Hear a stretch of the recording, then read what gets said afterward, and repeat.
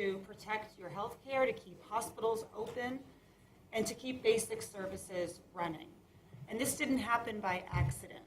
Earlier this year, Republicans and Donald Trump slashed $1 trillion from Medicaid, the biggest cut to American health care in our country's history, all to pay for tax breaks for billionaires. And now they're refusing to extend the Affordable Care Act's premium tax credits, the very thing that makes coverage affordable for millions of Americans. If they succeed, costs will skyrocket. Families will pay thousands more. Seniors could see their premiums jump by over $14,000, and hundreds of thousands of people in my home state of Massachusetts could lose their coverage. At a time when working families are already being crushed by the rising costs of groceries, housing, utilities, Republicans are making health care less affordable too. And that's unacceptable. Democrats are here in Washington. We're fighting to stop this Republican health care price hike and to protect the care that every family deserves. And I'm proud to be in that fight alongside my good friend and healthcare champion, Congresswoman Doris Matsui.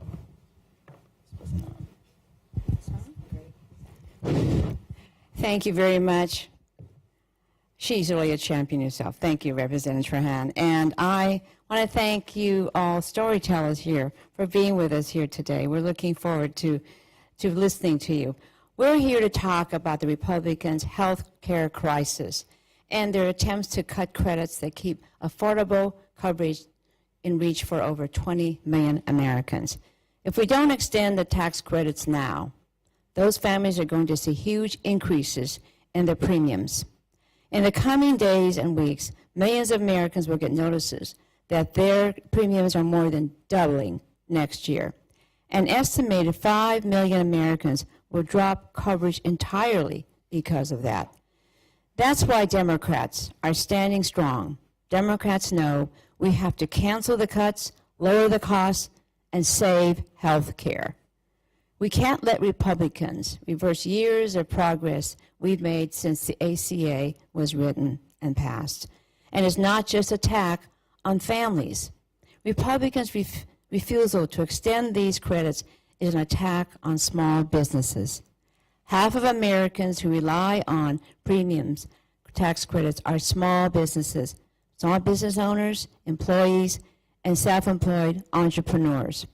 I've heard from small business owners in my district who made it clear what will happen if these credits expire and premiums skyrocket. They'll be forced to either cut back on, growing their businesses or make the difficult choice and not cover their employees' health care. And in the face of this uncertainty and inflation caused by the Trump administration, they can't afford another blow. I'm excited to have two amazing speakers here with us today to help illustrate the impossible situation Republicans have created for small businesses. Marcia St. Hilaire Finn and Kara Pitt DeAndrea. Marcia and Kara, could you tell us a little bit about your work and what the premium tax credits mean for you and the people you work with? Marcia? Yes. Hi. Thank you for the opportunity to share my story today. I am Marcia St. Hilaire Finn, and I'm the founder and CEO of Bright Start Early Care and Preschool in Washington, D.C. I'm also a Small Business of America Future Network member. I started Bright Start in 2002 in my basement with 5 children, including mine. I worked weekends as a certified pediatric nurse. My experience in the healthcare taught me that when families can't afford healthcare or childcare, their children pay the price. Today, I operate free centers employing 51 early childhood educators. Small businesses like mine are facing unprecedented challenges. We're dealing with high operational costs due to inflation, skyrocketing healthcare expenses, and constant economic uncertainty. For example, cuts to the federal workforce this year have already cost my business several families who lost their jobs. We've never recovered that revenue. Now, we're facing another threat, a potential government shutdown, which would mean more federal workers being furloughed without pay or losing their jobs. Since many of our customers are federal employees, this means more families will leave my business. Every furlough, every firing ripples through small business like mine. Congress is fighting over the fate of tax credits that help millions of Americans, including many small business owners and their employees, afford health care coverage. Without action, these credits will expire at the end of the year, and health insurance will soar by an average of 20%.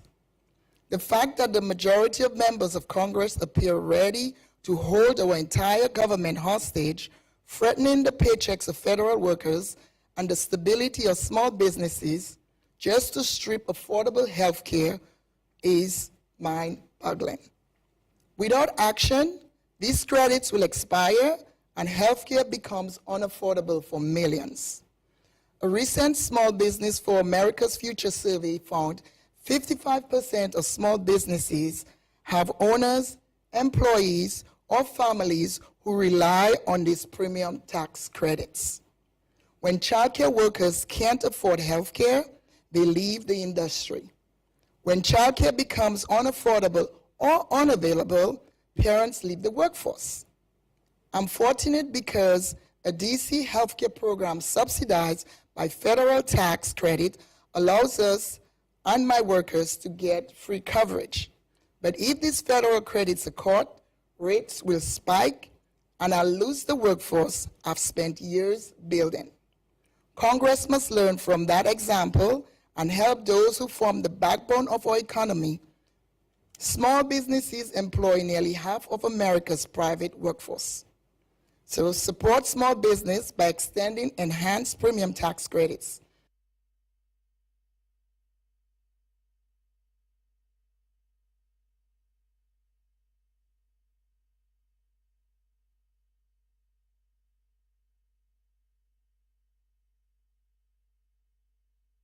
Andrea. I run a nonprofit daycare in Milwaukee, Wisconsin.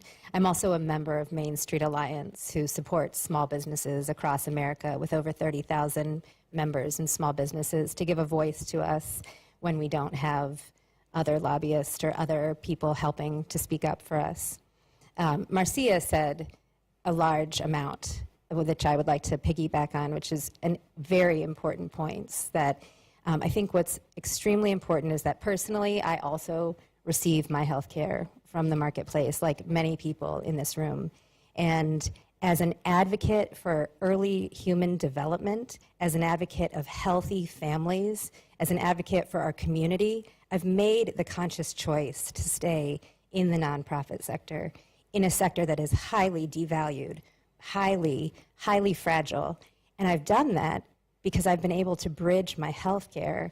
I've done that because I believe in the commitment, and I've been able to do that because I've been able to bridge my health care with the marketplace and with the Affordable Care Act. And there's been so much rhetoric around Republicans versus Democrats on who's showing up and who's not. And I think what's important, other than the names of the parties, is there is a group of people who are here in Washington, D.C., who are sitting at this table, who care about the community, who care about the American people, who care about small businesses, who are here showing up to advocate, to fight for affordable health care, which is a ridiculous conversation that we even have to have in the United States of America. But here we are, again, having this conversation. And then there's a group of people who do not care. And that's it. And action speaks louder than words, and that's what it comes down to. And we hear the rhetoric of holding hostage DC. We hear that the Dems are going to force the shutdown. We are asking Republicans to come with reasonable talking points to extend the Affordable Health Care Act. Beyond, just don't hurt us. We want to show up for you. We want to take care of your children. We want to be the small businesses that bridge the gaps that big corporations cannot give. Marcia cannot give. Marcia and I are in unique positions that we run centers that we get to help make the rules for families that need different hours, for families that need exceptions, for families that need scholarships when there are furloughs, when there are layoffs, when they're trying to go to interviews but they haven't been given the funding for their childcare. Healthy childcare, quality childcare makes healthy families. Healthy families make great employees for the rest of the country.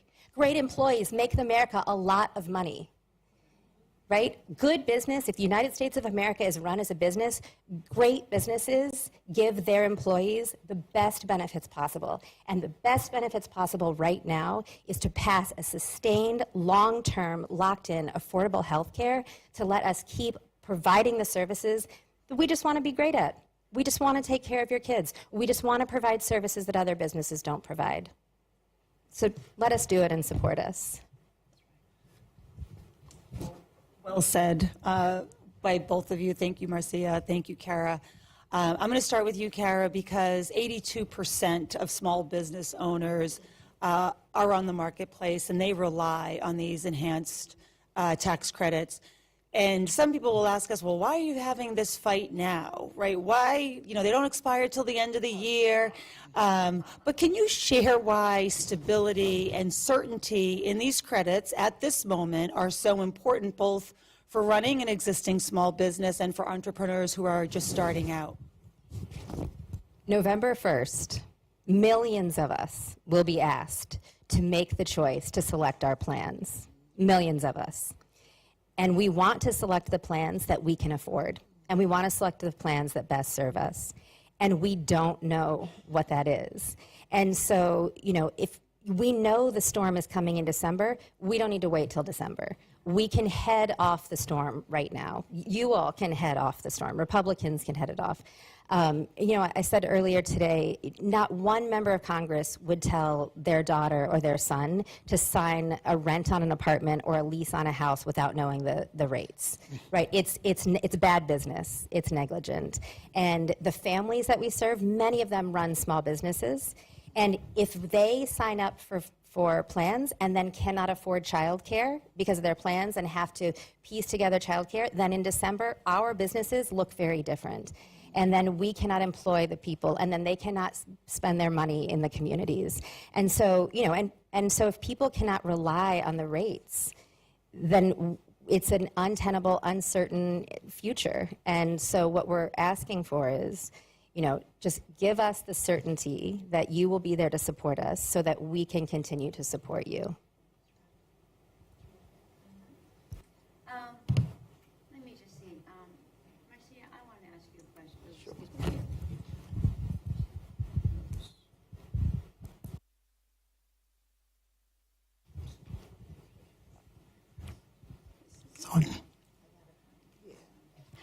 me.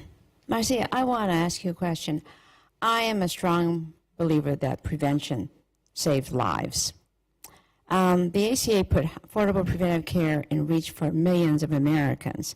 Now, Marcia, can you tell us how important it is that your employees have access to preventive care that helps keep them healthy and well, especially as a child care worker?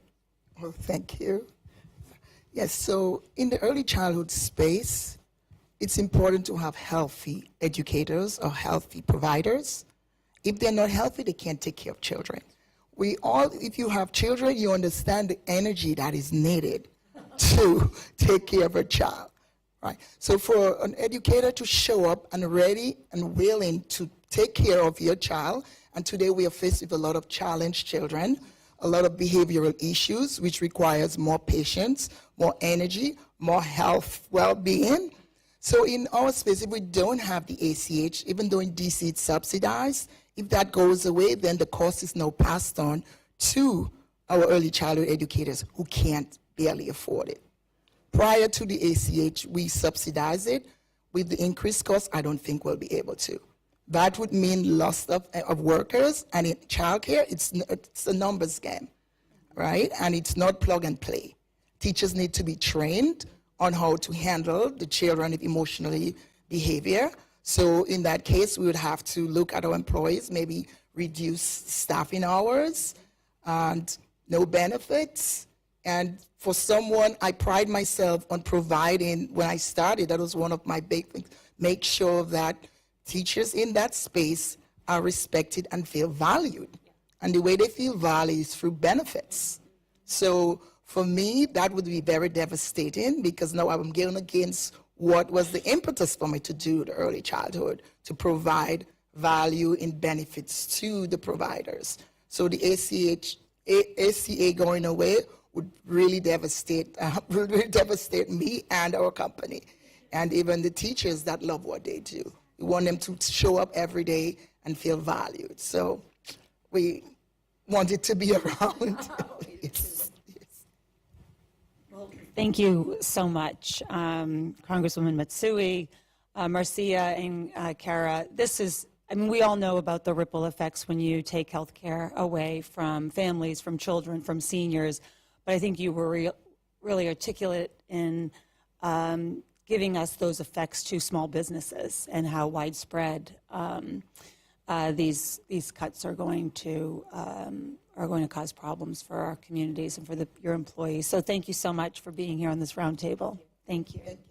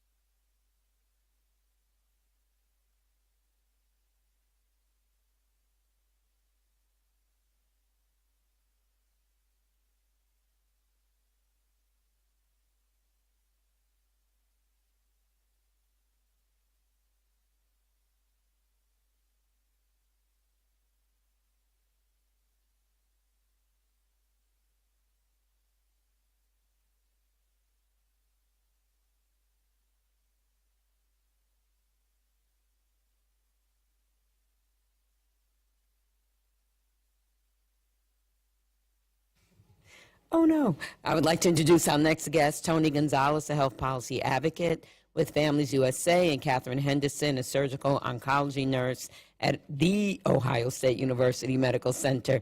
Joyce Beatty trained me well. And a labor lead and advocate with the American Federation of Teachers. And thank you, Ms. Gonzalez, for attending with your dad. We appreciate it. And thank all three of you for participating this morning. I know it's been a long day, but your voices are so important. Tony, what was it like when you learned about your diagnosis that you had cancer, and how has it changed your experience with your healthcare system? Yeah, thank you for the question. When I first learned about it, of course, I was shocked, but more than that, I was really worried about trying to maintain a balance between my work and my healthcare and trying to address the cost for healthcare at the same time. So I had been an adjunct professor and was juggling multiple contracts and probably working an average of 60 to 70 hours a week. At the same time, I did not have health coverage, and so I went through the marketplace in Pennsylvania that's called Penny, and I was working to try to balance.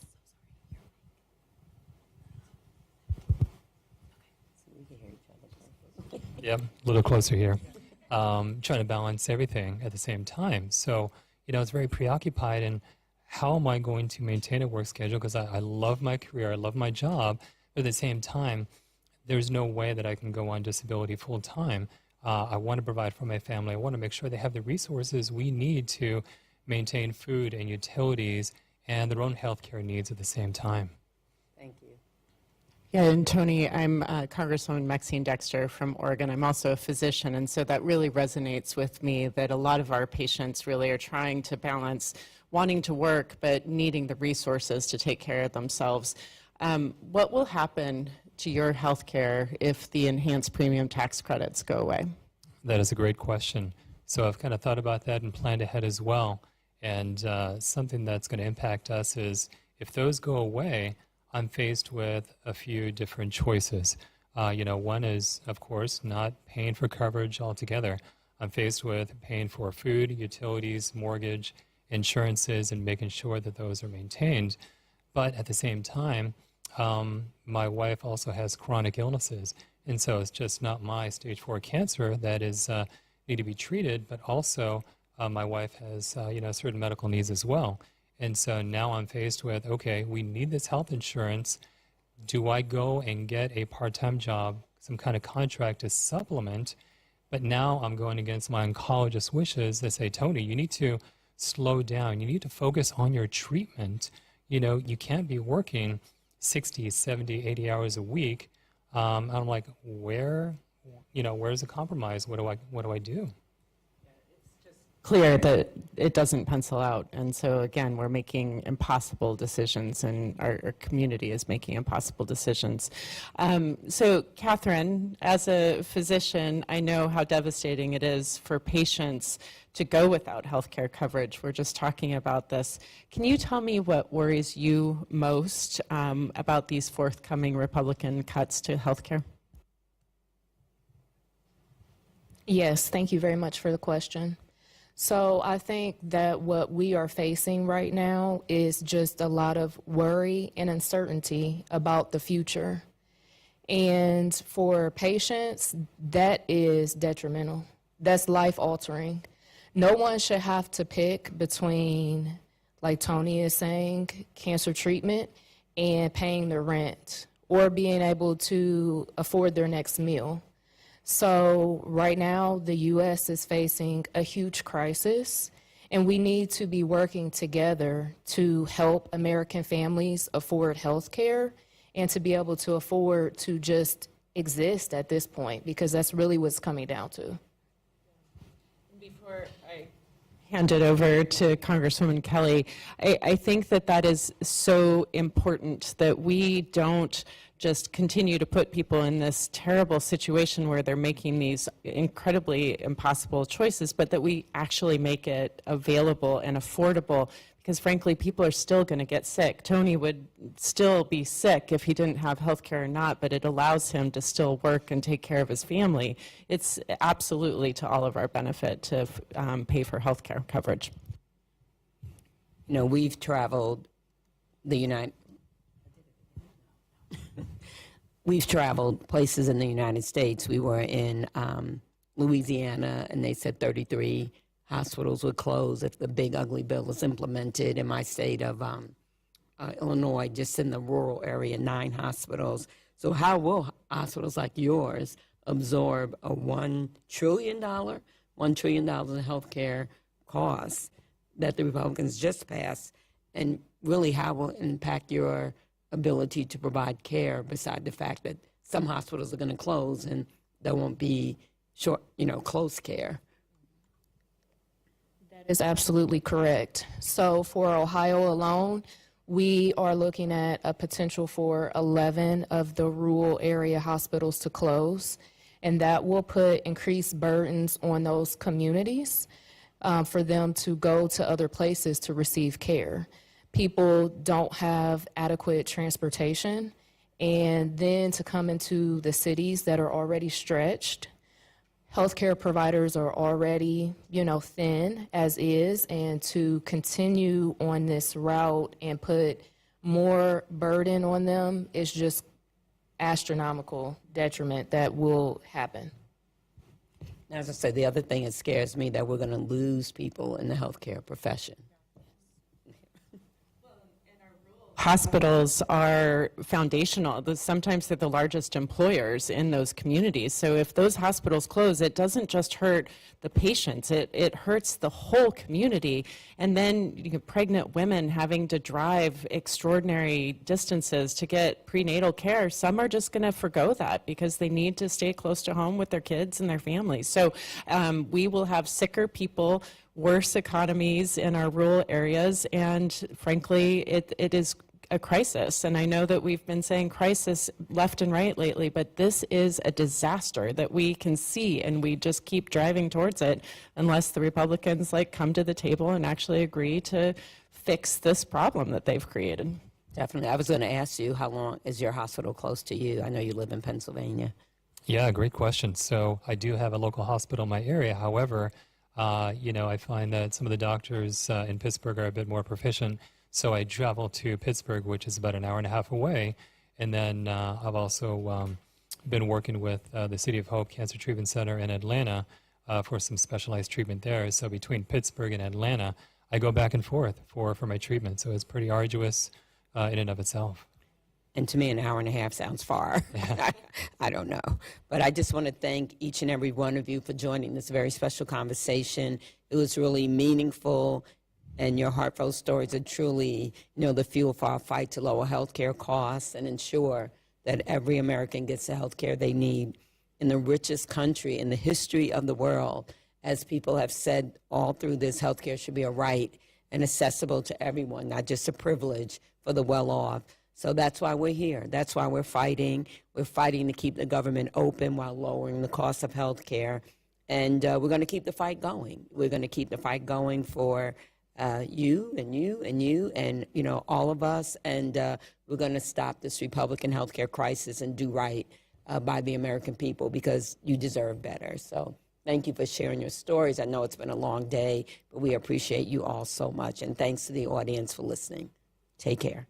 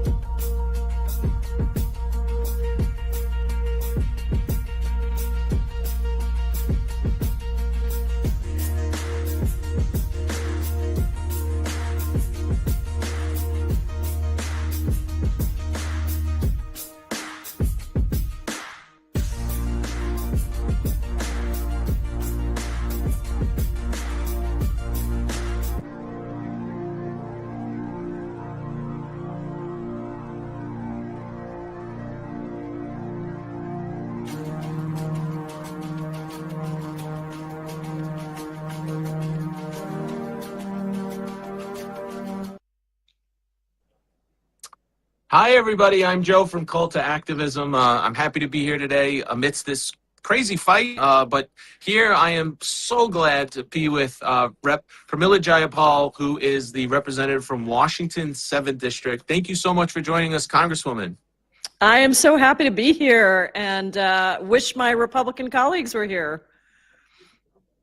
Yeah, so we were at the Capitol earlier, and walking around, it was really a sight to behold. It's full of Democratic lawmakers, and there was not one Republican lawmaker, as far as I could see, anywhere. Are you experiencing that same thing? I'm experiencing the same thing. We checked out all the Republican offices on our floor. Some of them are open, but there is no lawmaker to be seen. And here we are just hours before a shutdown, 6.5 hours before the government shuts down, and Mike Johnson has sent all the Republicans home. It is the ultimate dereliction of duty. And I'm kind of like, I want to play Where's Waldo with these Republicans, like, where are they? Why are they not doing their job and getting us ready to stop a government shutdown to make sure that we preserve the health care of the American people? Absolutely. And Democrats are here. So for Americans who are watching, the Democratic caucus is literally here. They are ready to do whatever it takes to save healthcare, to have a budget passed that doesn't affect so many millions of people. And I think that is the best argument that this is a Republican shutdown, that the Democrats are right there ready to launch this fight, and they're here for the American people. Yeah, and look, I think there are three branches of government. We've got the House, the Senate, and the White House. For any bill to be passed, you got to get through all three. And it is true that Republicans can pass partisan spending bills through the House because they have a simple majority. And so that's what they did. They passed a partisan spending bill through the House. But in the Senate, you need 7 Democrats. And they don't have 60 Republicans. So they need 7 Democrats. And if you are governing and you're in control of the House, the Senate, and the White House, then that means that it's on you to negotiate a deal that gets you the votes that you want, not just to pass something that is partisan. And we Democrats have been saying you need to cancel the healthcare cuts that have been killing the American people from the big bad betrayal bill. And you need to make sure that we are lowering healthcare costs for the American people by extending the upcoming subsidies that are about to go out and raise premiums for people across this country. So it's really clear to us what we're fighting for. We're fighting for the American people. We're fighting for the healthcare of the American people and to make sure that people can actually thrive, not just barely survive in this horrible environment of cuts that the Republicans have created. I'm so glad you mentioned that because, Donald Trump has this thing about himself. He calls himself the chief negotiator, and Mr. Art of the Deal. He hasn't been able to negotiate a single Democrat to go along with this horrible budget. And you see Leader Jeffries, Senator Schumer, in good faith, try to meet with him to come to an agreement, and instead he posts that awful racist AI video and completely makes a mockery of any decency when it comes to this particular debate. What's your opinion about that? No, that's right. Look, if you're going to negotiate, you have to respect the other side. Mike Johnson disrespected our side when he sent everybody home and basically said, yeah, I'm not going to negotiate anything. Donald Trump then disrespected our side when he posted an AI. I mean, to see coming out of the White House a racist AI fake video mocking the very people whose votes he needs, to me, that's not a great negotiator. But Joe, you and I know Donald Trump says he's a lot of things. He said he was for lowering costs on day one. He said he was going to end all the wars. Remember that? He said we're at peace. He's going to be nominated for the Nobel Peace Prize because he's ended all the wars. None of those things have happened. What they have done with their big bad betrayal bill is kicked 15 million Americans off of health care, set up a crisis of half a trillion, $500 billion, $500 billion of crisis on Social Security and Medicare, and now they want to literally continue to cut health care for people across this country. Everyone's struggling. My constituents, they see their rural hospitals shutting down. They see their premiums going up. They can't afford healthcare already. They can't afford the cost of groceries. They're making choices to have, casseroles every night because they can't afford to have anything else. And for him to be talking about the gold in the ballroom or, whatever other crazy thing he's talking about is so unbelievably disrespectful to the American people that he's supposed to represent. Absolutely. And, you hear the numbers, right? We know that the big ugly bill could potentially remove people, 15 million to 17 million people from their health insurance. This is the nonpartisan Congressional Budget Office said this. And here they want to go and double down on it and hurt even more people and drive up premiums. And it's so important to think that every single number, every when you hear 15 million people, each one of those is a person. It's a story. It's a child on Medicaid. It's a person that is waiting for their prescription drug medication. It's someone who has Parkinson's disease and relies on this medication to prevent the disease from progressing. And for them to be so callous and for Donald Trump really to make a joke out of this negotiation, this process, is really unfortunate for the American people. No, that's how I feel. I have people, and Republicans tried to mock me and say this doesn't happen. It happens to me all the time where I'm walking through downtown Seattle, I'm walking in the airport, and somebody comes up to me and tells me about their medical crisis, right? A woman who is the wife of a veteran who's got cancer and she can't afford her cancer treatment now because of the Medicaid cuts, and because her premiums have already gone up so much, and they're going to skyrocket 15 to 20% if we don't do something upcoming. And or even just listening to the stories this morning, Hakeem Jeffries had a presser, and we were all there, and listening to the man with stage 4 cancer whose daughter was there, and he's talking about how his wife has illnesses too. He can't afford it. He's got this huge out-of-pocket max. They can't afford health care in the richest country in the world, and Republicans are not trying to fix that. They're trying to take it away. And so the thing that's so important to me about this shutdown crisis, this Republican shutdown, is that we Democrats are standing up and fighting for people to have health care. We want to cancel the cuts. We want to lower costs for the American people. We want to save healthcare for Americans. And Republicans are actually doing everything they can to take healthcare away from people and laughing about it, treating it with disrespect, creating AI fakes out of the White House and using government offices like HUD websites to put out that this is blaming other people. So it's a terrible situation, but I'll tell you something. I am proud of Democrats for sticking together and for saying we're going to fight for the American people because we believe in working class folks and poor people across America, not the billionaires that get the trillions of dollars of tax breaks that Donald Trump is promoting for all his buddies.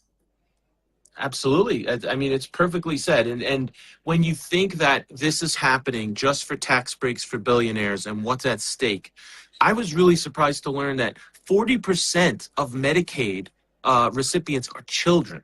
So this particular initiative, what they're trying to push in this budget is going to hurt kids, and it's going to affect lives. And really, this is what Democrats want to do. They want to fight for kids. They want to fight for families. And Republicans are nowhere to be found on these very, very important issues. Well, and the thing about that, Joe, that I just don't get it. And people say this to me all the time. They're like, don't they understand that their constituents are getting hurt?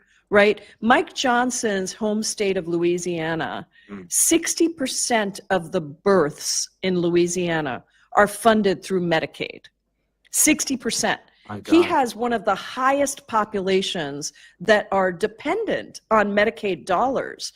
And you look at rural areas, which are often represented by Republicans, and you look at what the Medicaid cuts will do to shutter rural hospitals. In my home state of Washington, there are 14 rural hospitals that are slated to close because of these Medicaid cuts. And so I think it's really important for people to understand that not only are they, it's not like they're just disrespecting Democrats in blue districts or blue states, right? Yeah. They're disrespecting their own constituents who elected them to come to Congress.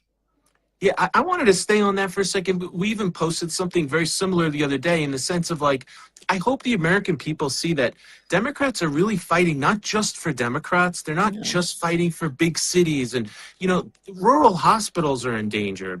When hospitals close, that's an extra hour. You know, if someone has a heart attack, that's an hour from the ambulance, for the ambulance to get to your house, and then it's from the house back to the hospital.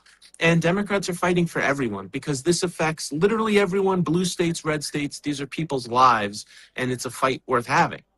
The first speaker today at the press conference was so powerful, I thought. And, you know, she's a mom of 2 kids on the autism spectrum, and she was just talking about folks with disabilities and how disabilities are not things that just affect one group of people in one city or one party or one location. It happens to all of us. And this is not a partisan fight. Healthcare is not a partisan fight. And when Republicans undermine the essential nature of healthcare in our lives, right, because it affects everything else. And if people have to make choices between food or their, you know, the drugs that they need or the care that they need or housing and the care that they need, it is an impossible choice because it's threaded into everything else. And so that's why I'm so proud that we are standing up and fighting and saying no more. And, you know, I'll just say one other thing about this. It used to be, I remember when I first came to Capitol Hill, people would say, Pramila, remember that the only thing that really matters, the only thing you can count on is your word. You know, you have to make sure you keep your word. What you say, you do what you say. These Republicans just make promises and break them. It's unprecedented that we would make deals on bills around funding for different agencies, and then the other side would go pass a partisan rescissions package that strips away the funding that they just agreed to 3 months ago. And so I think that's the other thing about this that people have to know. Any deal has got to make sure that it is ironclad. I mean, really ironclad, because they just keep making promises and breaking them here in Congress, just like they do to the American people.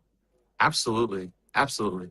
I'm curious, if I may, I'm curious if you had a chance to speak directly to Mike Johnson, what would you tell him if you could? Well, you know, Mike and I came in together, and we were in the same class, and we actually served together on judiciary, and we had a pretty good relationship. And, you know, as far as two people who disagree on a lot of things, he became speaker, and I would say to him, Mike, what happened to the guy that came into Congress with me? What happened to that guy? Because I remember when Mike Johnson came in, he actually pushed forward a civility pledge, if you can believe it, that we all signed. And I have raised that to him at various times because his members are not civil. That's a very nice, understated way of saying it. And I don't see that he does anything about it. But more importantly, the civility of respect to the American people to have health care and to push forward bills that are, you know, that destroy people's lives. I would say, Mike, you came in here wanting to build something for people. I remember that guy. I might have disagreed with him on 98% of things, but I remember that guy. And that's what I would say to him. I'd say, remember why you're here. You're supposed to be here to make life better for your constituents. And what is so true is the Big Bad Betrayal Bill is so underwater in popularity because everybody understands that it is a disaster for people, whether you live in Johnson's district or my district. Yes, Absolutely. And it really is something to say about how far away we are from that era, where we actually Yeah. could work together and come up with bipartisan solutions. And, maybe you didn't agree with everything, but there was deal making. Yeah. And it seems that is just Donald Trump has obliterated that. And just like when he came out today in that speech to generals, and he's suggesting they applause for him, now you have the entire Republican caucus, ready to click their heels and literally just do whatever, his bidding is, no matter how much it hurts and no matter what it costs our country. And no matter how unconstitutional and illegal it is, people say, I think he even said this quiet part out loud. I think it was today. I saw a little video where he was talking about how, hey, a shutdown is going to be great. We can cut all kinds of, benefits for people. This is our opportunity to cut benefits. We know they want to cut Social Security and Medicare. That is what they want to cut. And they have been doing it anyway. They've already fired 150,000 federal workers just since Trump came in. And so they will use the shutdown to continue their rampage of federal agencies and programs that benefit American people, but they were going to do that anyway. So I think it's really important that people, I think that's why people are with us to say, no, stand up and fight, don't give in, fight for us, fight for our healthcare, because we've already seen them destroying our lives, and we need to make sure that you use whatever leverage you have, however little, however much it is, use it to stand up and fight for our healthcare and for our lives. Absolutely. I think that goes for everyone watching too. That's we're called to activism. And so that's right. what we push on our end. But, if you're listening and you have a Republican senator or a Republican member of Congress, please call them, Yes. Ask them questions, let them know your feelings that you do not want them to cut health care for Americans, because that's just not what our country does. And this is going to put people's lives at risk, and people will die basically because of these policies. They are all, honestly, they are already, because people are experiencing the effects of these cuts, kicking families off of food assistance, making it harder for people to get access to benefits. And I'm an organizer too, so I really appreciate what you're doing. That's what I did for 20 years before coming to Congress. Now I just organize from this platform. And I would also say to people, even if you have a Democratic Congress member, for sure, thank them. But think of 10 people that you know in a Republican state, a Republican district, a Republican state. Now the thing is all with the Senate. So think about 10 people you know in a Republican state and call those people and ask them to call their senator, because we need all hands on deck. And listen, they're afraid of people power. And people power is the only thing that can defeat these kinds of, authoritarian-like leaders who are trying to exceed their power. And people power is what is stronger than that. And so this is our chance to fight back and to make sure that we preserve healthcare and that we actually make America a place that is affordable for all of us, not for the billionaire buddies that line the White House to pay homage to the king. Absolutely. Now, the shutdown is really set to happen in a bunch of hours, but it's going to happen tonight, basically in the early morning. What's the message to Americans when they hear and they put on the news that happened? Well, the first thing is, this is the Republican shutdown. This is the Republican disrespect for your health care. This is the Republican plan to destroy your family and your community by allowing you to lose your health care. That's 15 million people already from the big bad betrayal bill slated to lose their health care, or 17 million. It kind of depends on which estimate you look at. And more, premiums set to go up with the expiration of the Affordable Care Act subsidies. And so I think it's really important to continue those calls, and particularly into the Republicans. House members are up every 2 years. That means that the next election, these guys have to get your vote. And if they're going to oppose your health care and keeping the government open so that and restoring the cuts that they made and making sure that your healthcare costs go down, they should not be reelected. And you need to let them know that. So if you're in a Republican district, if you've got friends in a Republican district, if you're in a Republican state, if you've got friends in a Republican state, those calls need to continue because we need to make sure that they come back to the table and actually protect the healthcare of Americans. Absolutely, that's great. And I asked you what you would say to Mike Johnson. The Republican caucus, they're responsible too, because they are not standing up for Americans at this moment. They are abandoning them and this healthcare issue. As you said, many of them left. In fact, many of them are appearing in fundraisers as we speak. With the I think they're all gone. I haven't seen a single one that's here other than I saw Johnson on TV at the White House, obviously, but literally, I don't think I've seen a single one here. Absolutely. So I guess my question to you is what do you tell the Republican caucus, and is there anything we could do to have any of them stand up and not just serve Donald Trump's interests, but actually help Americans? I mean, I think that because I've worked with a bunch of these guys, many of the ones I worked with are gone, but even the ones I work with now on a small set of issues, I tell people that they came here because there are some constitutional obligations for Congress, right? Article 1 powers. And they're just giving all of their power over to Donald Trump. So just from a self-interested perspective, I tell them you should push back because you're giving away all your power to this one guy, the king of the cult.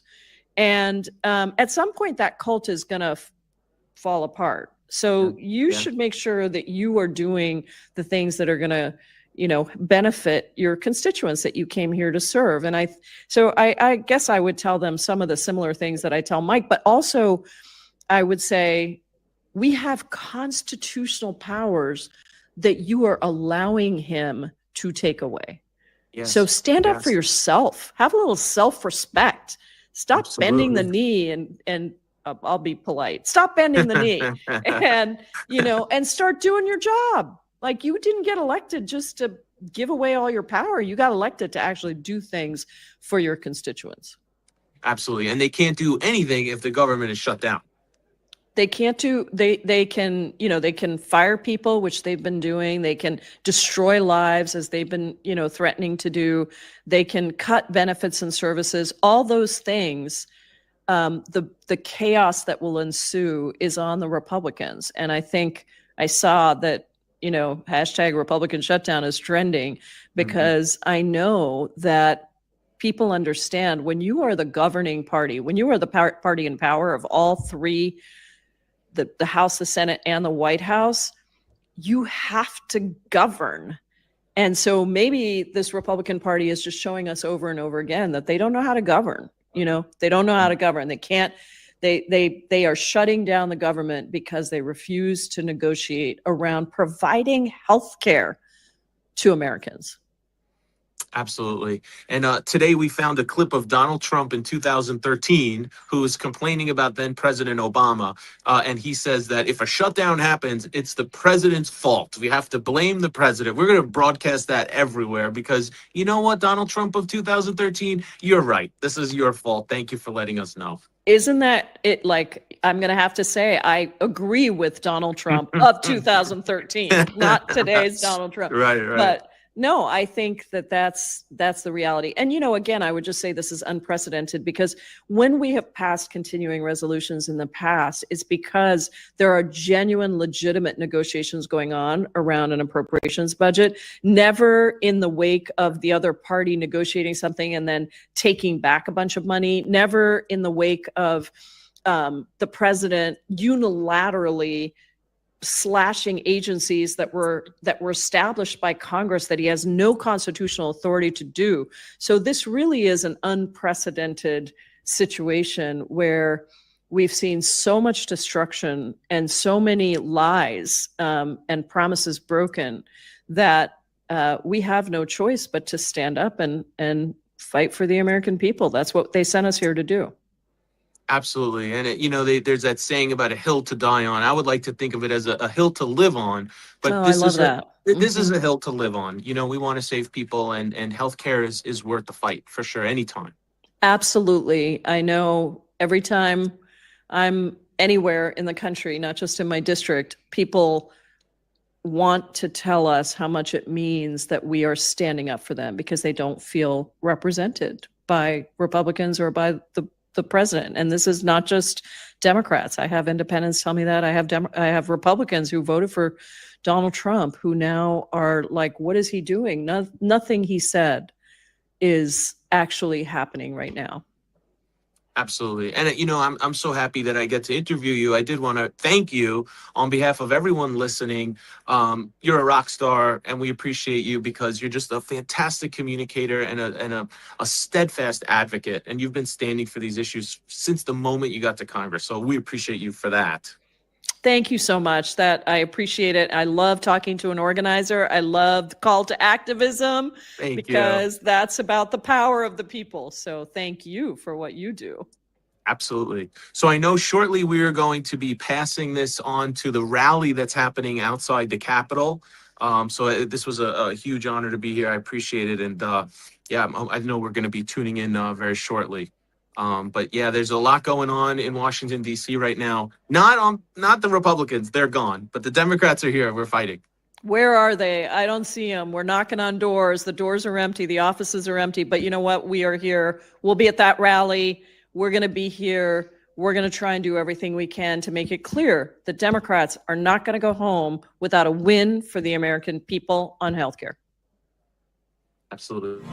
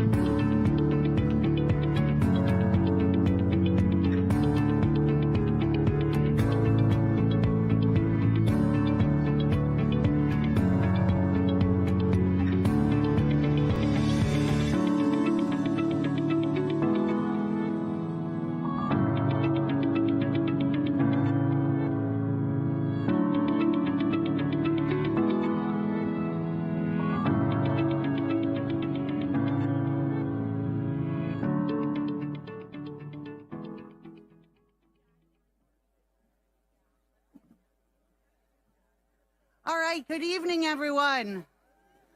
Good evening. We're going to get this started. So if everyone who is here wants to join in. My name is Kristen Kroll, and it's an honor and privilege to be here. I'm the director of Fair Share America, and we are here tonight standing in solidarity with millions of Americans who are again facing losing health care coverage. I wish we didn't have to be here.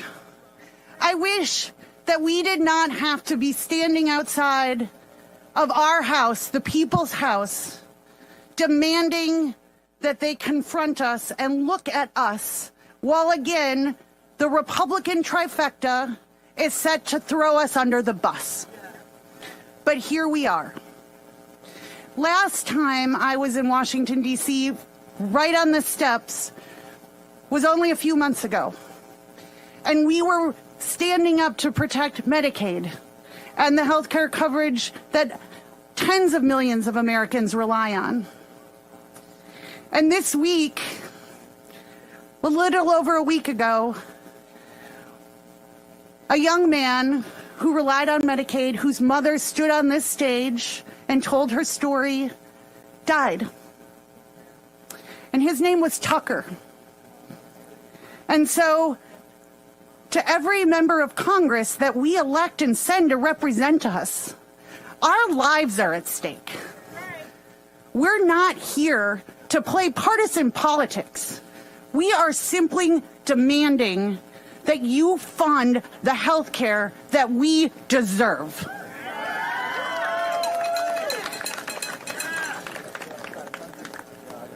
We're not asking for charity or pity or handouts. We go to work, working people in this country pay our taxes, and what we've watched over the last months is this Republican trifecta take trillions of our tax dollars and hand them away to the billionaires. So that's what tonight is about. This is another moment in the fight.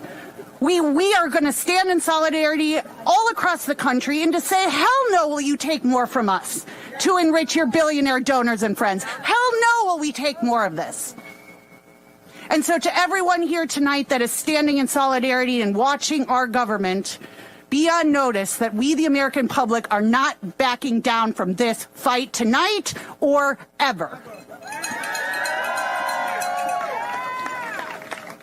Tonight is also important because it's about our families. It's about our communities.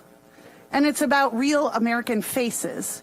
That we are not bargaining chips, we are not numbers on a spreadsheet, and we are not disposable. And so it's very important and very fitting tonight that our first speaker is someone who's going to share with us what is at stake for him and his family. So Tony Gonzalez has traveled from Pennsylvania. He's been making his case, making our collective case today all over Capitol Hill, all over Washington, D.C. And so it's a great honor and privilege to stand with Tony and his daughter and his family and all of you where we say, look us in the eye and stop using us as bargaining chips. So Tony, I want to welcome you to the stage.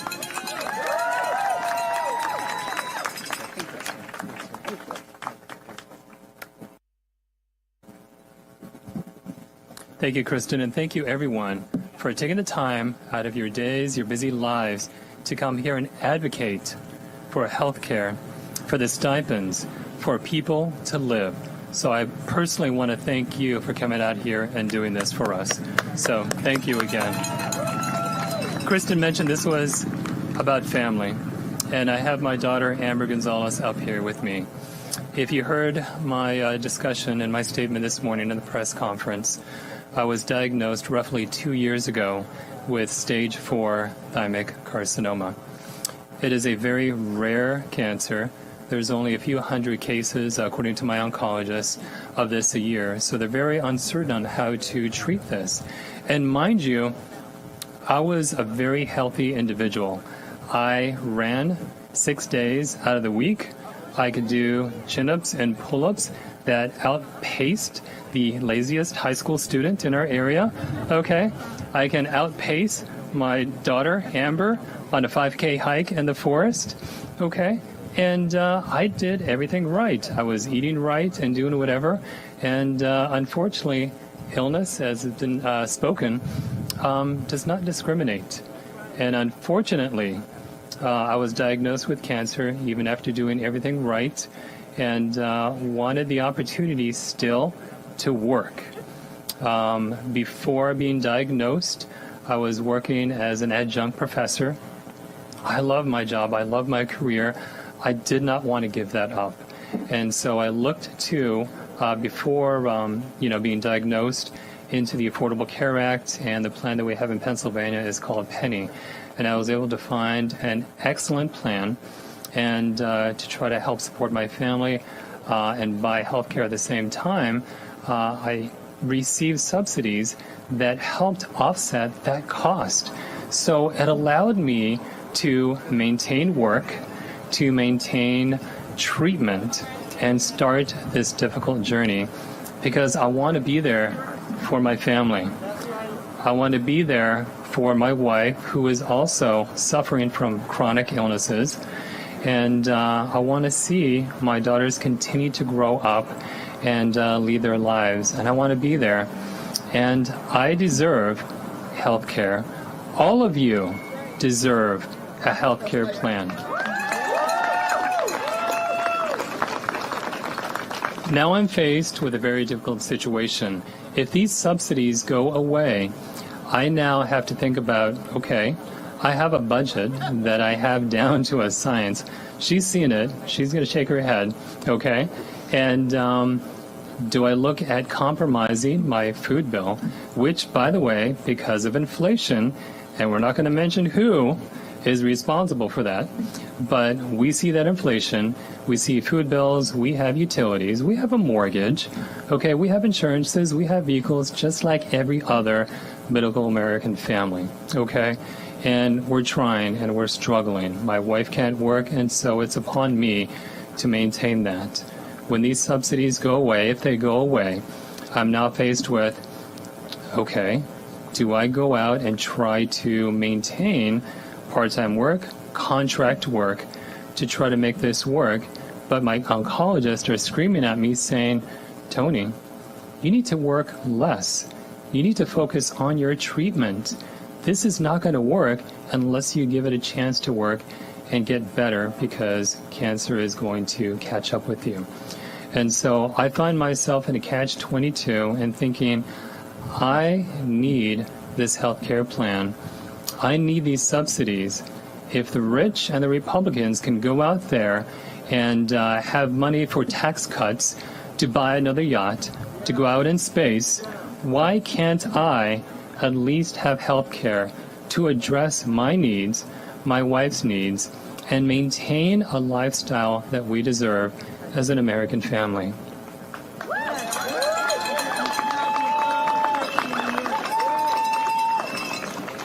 So my message is this, and I challenge all the Republicans and to you, Mr. Trump, if you are watching, if you do not do this for us and millions of Americans, if this disease takes me because I am unable to maintain my health coverage, my blood is going to be on your hands.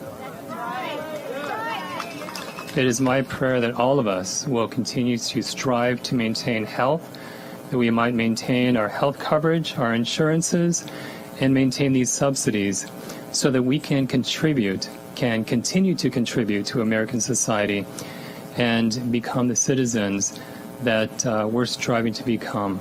But we need this in our lives.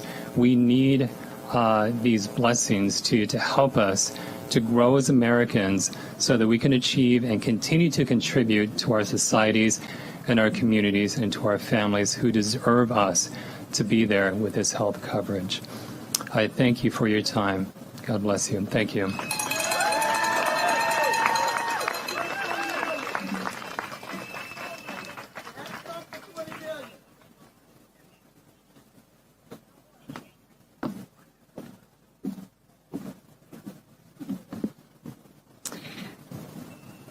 Over the last 9 months, we've been fighting, and we've been in the trenches. And when the Republicans were advancing the one ugly bill, the Democrats stood strong, and they stood united with the American public, and they stood united with us. And so it's a great honor tonight to have champions among us, and to remind ourselves that while we rail against the Republicans for abandoning us, we have to also celebrate those who have stuck their necks out, those that have hung in this fight, and those that are continuing to go in and negotiate and fight on our behalf. So it's a great privilege and honor to be on the stage tonight with a bunch of our champions, and I'm excited to turn it over to Representative Greg Casar from Texas. Thank you. Buenas tardes. I'm Greg Casar. I'm proud to represent the heart of Texas, and these House Democrats are ready to fight for an America that workers can afford, an America that is not run by the billionaire class, an America where health care is a basic right. And these Democrats have been standing strong, so I want y'all to give it up for Congresswoman Tlaib, Congressman Pallone, Congressman Garcia, Congresswoman Barragan, Congresswoman Kelly, Congresswoman Randall, Congresswoman Del Bene, Congresswoman Ballant. Let's hear it, y'all. Come on. Congressman Foster, Congresswoman Sewell, Congresswoman Wasserman Schultz, Congressman Thompson. I think I got them all. I said Foster, but we can clap for Foster again. We're ready to fight to make sure that everyday people don't have to check their bank account on their way to the doctor. We're ready to make sure that our constituents don't have to figure out how to pay an extra $10,000 a year out of their budgets for health care just so billionaires can get another tax break. That's what this fight is about. People can talk about cloture and continuing resolutions. This ain't about that. This is about whether this government is for everyday people or for the billionaire class and their puppet politicians. Democrats want to keep your government open and keep your life affordable. Republicans want to shut it down to cut your health care. This should not be a partisan issue, because when I talk to everyday people in Texas and across the America, people agree that it does not make sense for John Cornyn and Ted Cruz trying to make it so a family of four has to pay, and we've got the numbers, $9,381 more a year for health care in Texas. Is that right? No. Is that right? No. Republican Speaker Mike Johnson is fighting to make sure that families in his district have to pay $11,000 more a year in health care. Is that right? No. Is that right? No. So what are Republicans doing? Are they here in D.C. to explain their positions? No. Are they here in D.C. to make a deal? No. No. House Republicans have gone into the witness protection program. They're on vacation with their billionaire donors somewhere. There are more mentions of Donald Trump and the Epstein files than there are House Republicans here in D.C. today. So when people ask who's to blame for the shutdown, I think it is crystal clear. Crystal clear. Now I want to address the state of the Democratic Party a little bit, because not everybody wants to talk about it, but I think it's important to talk about it. There are, of course, millions of people that see how Trump is the most corrupt president in American history, how he's robbing people. But folks want to know who the Democrats are, what we're willing to stand for. And it's no secret that at times we've been divided. At times there's been questions about what we're willing to stand for. But thanks to your organizing, thanks to your pushing, for the first time in the Trump administration, House and Senate Democrats have stood united and have given this answer.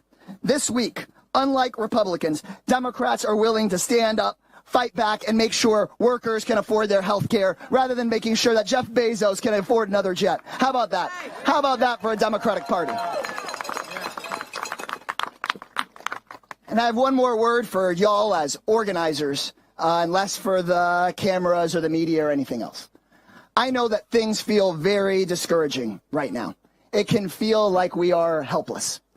And I know that even when we win this fight on health care, that we will not have stopped all of Donald Trump's wannabe authoritarian and dictator ambitions. We've got some real work to do. So when I feel helpless, when I've been having a hard time, I look to folks that have been in situations like ours. I just got back from visiting with leaders from all over the world at the United Nations, including with some Latin American leaders who in their own countries in the 70s and 80s dealt with military dictatorships with a much tighter grip on their governments than Trump has on ours. And their message to me and to all of us was very clear, which is this: just like in life, in this work, there are no shortcuts.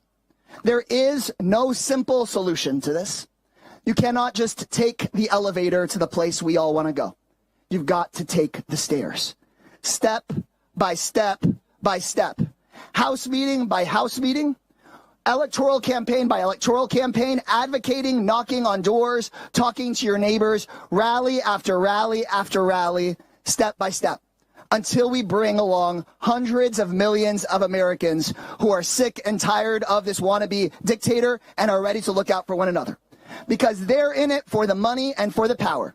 But we are in it for each other, and we're in it for the long haul, and they cannot take that away, not now, not ever. We are never giving up on this country, because this is our home, this is our fight, and our vote, while it is for your health care, is also a vote of confidence in each and every one of you, because no politician is going to be here to save us. It's going to be you all staying united, talking to everyday people until the day is won, and we're going to get there. And nobody knows that better than our Speaker Emerita, Nancy Pelosi, who's just joined us. Let's hear it for Speaker Pelosi. Thank you guys so very, very much. And next up, we're hearing from Senator Merkley. Oh, sorry. Is it Merkley or Pelosi? I'm not allowed to pick up here. Also, we have been joined by one more new House Democrat, the first ever Latina elected from the state of Arizona. Adelita Grijalva is here with y'all. And a round of applause for Congresswoman Maxine Dexter, new member from Portland. Thank you guys so much. Why don't you go ahead, Nancy? Nancy, why don't you go ahead? Nancy, why don't you go ahead? Okay, I'll jump in here. Oh, my goodness. The progressives from the House side are giving us the right story. Are you behind them? Now, I see a sign right over here that says the rich get richer while we get sicker. Can you bring that sign on up here? I like that. I don't like what's happened. I'll tell you that. We've had 9 months of Trump, and it's made us sicker and poor. 9 months of being sicker and poor. Tariffs that are raising the cost of everything, like a sales tax across America, and other provisions that are, well, this destruction of health care. Well, I have a question for you. This is a philosophy the Republicans are putting forward, and the philosophy is families lose and billionaires win. Do you like that philosophy? How about hell no? Hell no, that's right. And it's like, well, we'll take child nutrition away. Why? To finance tax cuts for billionaires. Is that right? And we're going to destroy Medicaid, whenever my state, the Oregon Health Plan, to do tax cuts for billionaires. Is that right? And we're going to run up $30 trillion of debt over 30 years, compromising all the programs and the future for families. Is that right?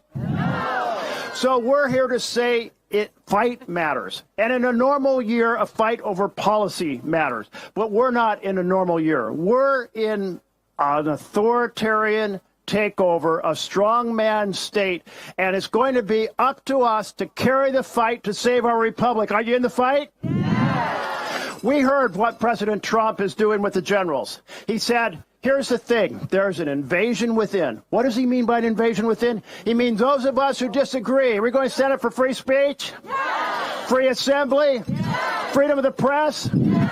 Damn right, because that's what it is to be an American. What Trump is doing is destroying our Constitution and the separation of powers. And we know that when this happens around the world, there's three things. The first is there's a rubber stamp Congress. How about we elect a Congress that's not a rubber stamp for President Trump? And the second thing is a Supreme Court that delivers more power to the executive than the Constitution provides for. How about we have a Supreme Court that honors the Constitution? Yes. And the third challenge is a president who is authoritarian impulse and wants to be a king. You know, our founders were very concerned about the president being a king. You know, the Supreme Court said, hey, we found this invisible ink in the Constitution. That invisible ink says the president is not accountable to the law. Anybody else find that invisible ink? I can't find it. And then you combine that with the power of pardon, and we have a whole executive branch, a whole entire executive branch above the law. We are in big trouble in this fight right now. Health care over billionaires. We have a much better plan than families lose and billionaires win. And it's this: families thrive and billionaires pay their fair share. Let's restore health care. God bless you all. Thank you very much. Don't you want to go next? No, just go. Amy Klobuchar's up next. All right, Amy.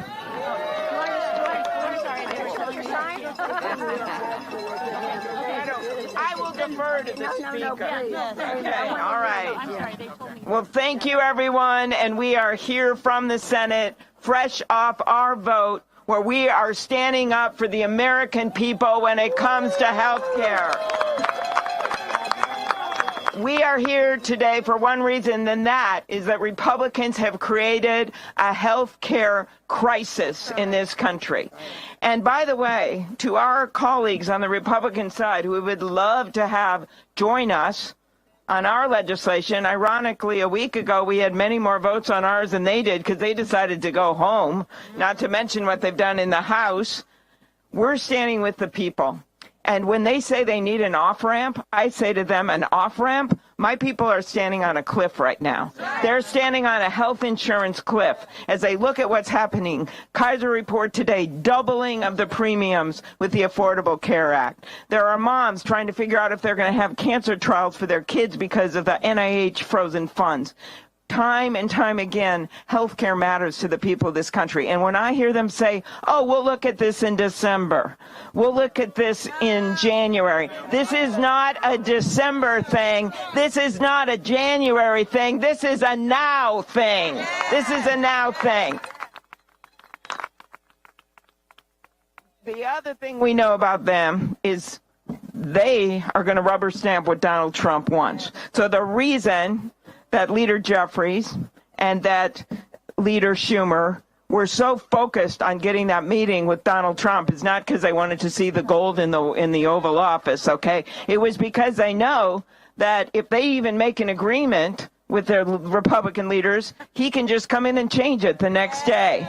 So that is why it is so important that he lead. He prides himself in the art of the deal. And it's time for him to deal with us on behalf of the American people. So when you look at what he did after that meeting, that offending AI-created video that he put up, to me, I was like, let's just say bad sign, okay? He was not taking this seriously at all. But you know what? Those deepfake videos, people know what they are. But you know what doesn't lie? Their grocery bills don't lie. Their electricity bills don't lie. And their health care insurance bills don't lie. So that is why we are united on this. We are moving forward. They need to come to the table. They run the White House. They run the House. They run the Senate. And they need to keep this government open and work with us. Thank you.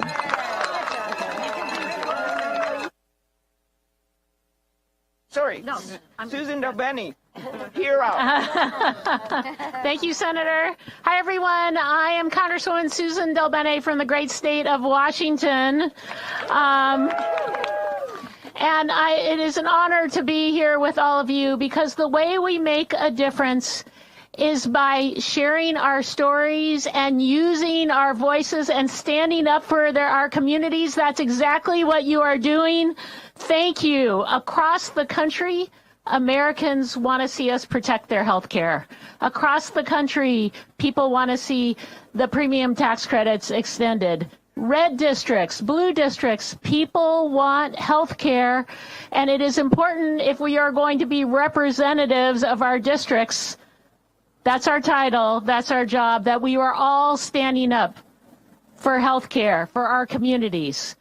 It is a sign, not a surprising sign, that we are here and House Republicans are nowhere to be seen at a time when they could be here working to make sure that we protect health care for the American people and keep the government open. What a concept. We could do that.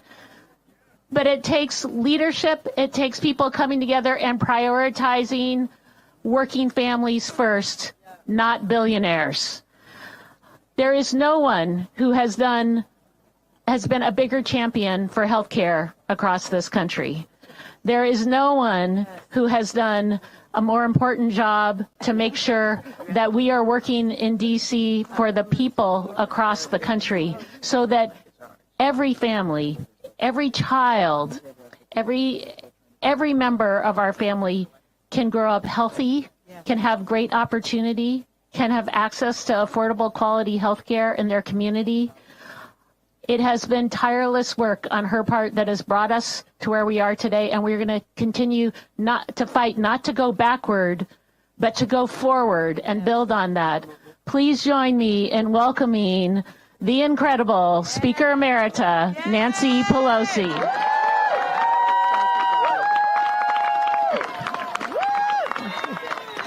Thank you very much, Susan Delbene. Susan is the chair of the Democratic Congressional Campaign Committee. And you know The antidote to all ailments is to win the election. Win the election. Susan, thank you. Thank you for your leadership. Okay, a couple things. We recently celebrated this year we celebrated the 15th anniversary of the Affordable Care Act. When we passed it, we did so without one Republican vote. They do not believe in taking care of the American people. We did it with so many of the Democrats who were up here. They took a tough vote. They took a tough vote. And then when what's-his-name became president, he said, President Obama was so much a part of this. He said, Obamacare sucks. Forgive me for quoting the leader of the free world. Obamacare sucks. I said, there's some things around who suck, but it's not Obamacare. It's not Obamacare. It doesn't suck. It cures. The only reason we could pass the bill in the first place and save the bill for scores of attempts of those to undermine it was not with our inside maneuvering, but with the outside mobilization, as you said. As you said. Know your power in this. When they went after us with his, sucks thing, we had, it's so appropriate for him. He's so distinguished and all that. So anyway, when we had this challenge in 2018, when he was going to repeal and replace with I don't know what, but nothing. So when he had that, in order to save the affordable care, protect our care, all these organizations who are gathered, all of you here today, went out there and mobilized. The outside grassroots mobilization, it's everything. We had 10,000 events across the country where people told their stories. They didn't talk about provisions in the bill, and they didn't talk about politics, Democrats and Republicans. They talked about, my baby was born with a heart condition, with $2 million in charges, and again, no lifetime limits, all lifted, all the steps of that. Okay. My mother had breast cancer. My husband had a stroke. They told their stories. Nothing is more eloquent to the American people than the voices of their own constituents. And they heard these stories in their own districts. Nothing is more eloquent to a member of Congress than the voice of his or her own constituents, as I said. Right. And so they told these stories, and they saved the Affordable Care Act with the help of Senator John McCain, and we're so grateful to him for that. So I say to you, know your power in this. I always say to members when they want to run, people want to run, I say, know your why. Know why you're running, because this is a rough terrain. And it has to be, you have to know why you're here so you can take the heat. My why was that 1 in 5 children in America lived in poverty, went to sleep hungry at night. I couldn't stand that as a mother of 5 myself. So what I do is I judge everybody. What are you doing for the children? Yes. What are they doing for the children except to hurt them if they are sick, and to hurt their families that they live in, and to help their grandparents even, because Medicaid covers much of the cost in our country for long-term health care for seniors. So this is about the children and their families. It's about the Republicans. Imagine, they're religious people, they're so religious. I say you pray in church on Sunday and you pray on people all the rest of the week. All the rest of the week. All the rest of the week, that you would take food out of the mouths of babies. Yeah, 2 days ago, or was it yesterday, was the 48th anniversary of our food programs. 48th anniversary, Jimmy Carter signed the bill. They're taking food out of the mouths of babies and putting it to billionaires' checks for stuff they don't even need. That's sinful. That's shameful. That's preying on people during the week as they hypocritically say they're religious people. So anyway, a lot of the members in the Congress who voted for this bill had to suffer through the misrepresentations of it. Almost 80 times they voted to take it down, and then when Huji became president in his foul language, he got a lesson. And the closing, I'll end the way I began. We won that election 2018. We won 40 seats, 31 of them in Trump districts. And you know what our message was? Protect our care. Protect our care. Protect our care. So are we ready to protect our care, win the election? Thank you all for your outside mobilization. Thank you to the organizers. Thank you to our members. Thank you all. Now it's my pleasure to yield to Catherine Clark. Oh, Catherine, I thought I was going to yield to Pete. Okay, our leadership has been so remarkable in all of this. Hakeem Jeffries, who will soon be Speaker Jeffries in just a short period of time. Our chair of our caucus, Pete Aguilar of California. And my pleasure to bring to the podium and yield to the distinguished House Democratic Whip, Catherine Clark. All right. You are a beautiful sight. Oh, and you are showing exactly who has the power in this fight. The people have the power. So let's say it a little louder, just in case our friends decide to come to D.C. and want to hear us. So who has the power? We do. Who has the power? We do. Who has the power? We do. You bet. The people have the power, and I don't have to tell you how much is at stake right now. And I know each and every one of you has a story, something that is fueling you to be here, to stand up, to speak out. And I am hearing these stories every single day. And we are so grateful to the storytellers who are here, to the ones we have heard from in our home communities and in testimony here today. And as a mom of three, I have to tell you, it's the parents whose stories really get to me. Working parents who don't know what they're going to do if the Republicans dismantle their health care. Imagine being a billionaire. Think about that for a second. One of the richest people to ever live. And telling millions of parents, you don't deserve to take your kid to the doctor. Imagine sitting on a fortune built by working people and telling them you don't deserve peace of mind.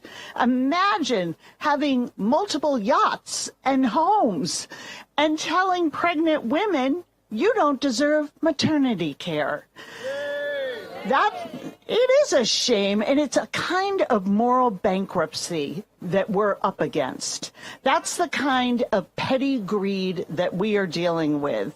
And do you know what it costs to keep a child on Medicaid?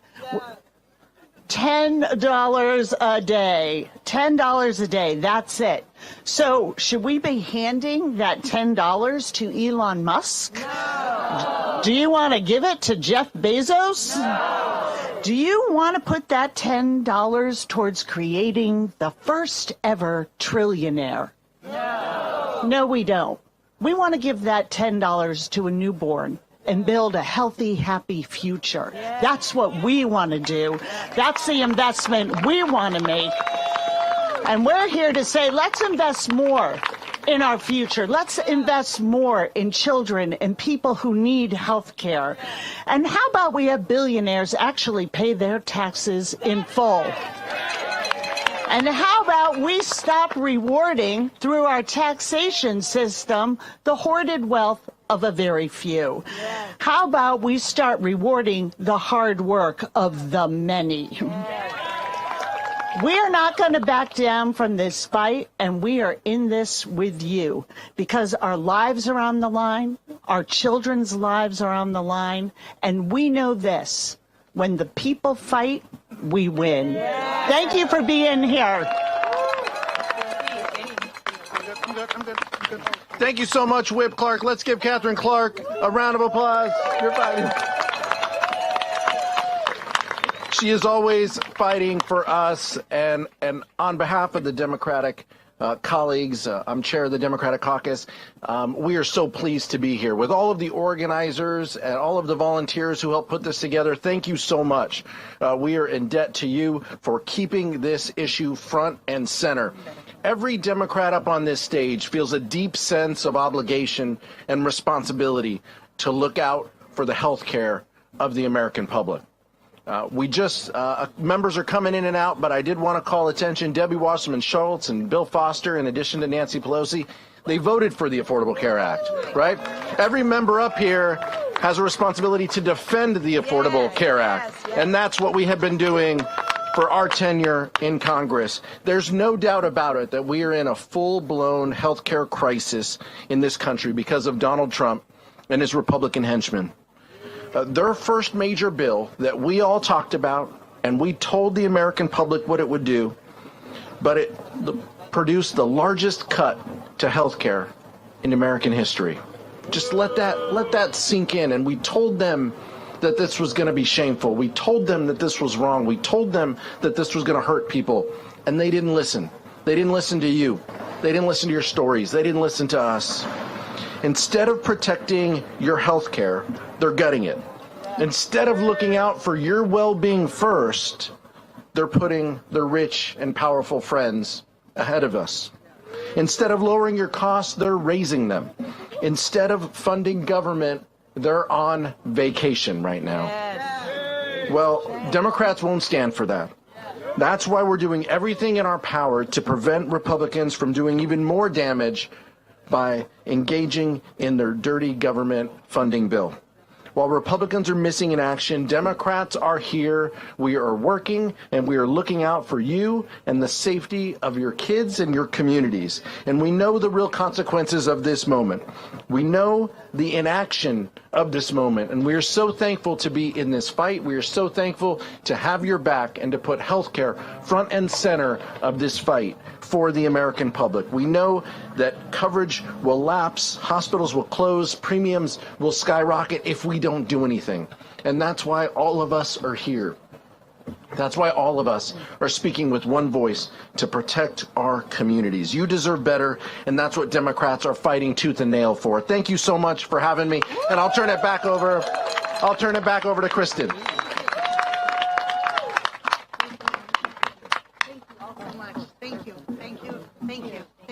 Thank you so much. Can we get one more giant round of applause and thank you to our Democratic champions, ladies and gentlemen.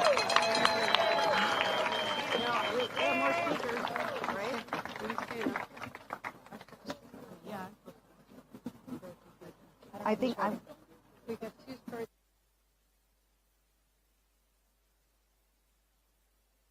All right, we're getting our act together up here. We're welcoming some other brave women and storytellers because, as everyone has said, this is personal.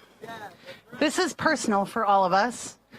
And right now, while this Republican trifecta further enriches the billionaire class, most Americans have less than $600 in their checking account. If the Republicans allow the subsidies to expire, we know this further drives up our costs. Medical debt is one of the most serious and scary things a family can go through. And for many of us, including myself, this is personal. 20 years ago, as a single mom, it was one $886 dental bill that sent my family into a downward spiral. First, the lights were turned out, then my car was repossessed, and ultimately we lost our home to foreclosure. And I don't say this because I want pity. I say this because those in power often make us feel ashamed. They make us feel that it is our fault. When the truth is the system is so rigged for working people right now that it is not our fault. And so tonight we're going to shed some light on what working families and real people are enduring in this country. So give a round welcome to Kara, who comes to us from Milwaukee, my home state, and other brave women, and we're going to share some more stories. So thank you. Thank you. Thanks so much. Thank you for having me. My name is Kara Pitt DeAndrea. I run a mid-sized, small, nonprofit child development center in the city of Milwaukee. Thank you. Yeah, Wisconsin. I'm here with Main Street Alliance, who is huge advocacy for supporting small businesses like the one that I run.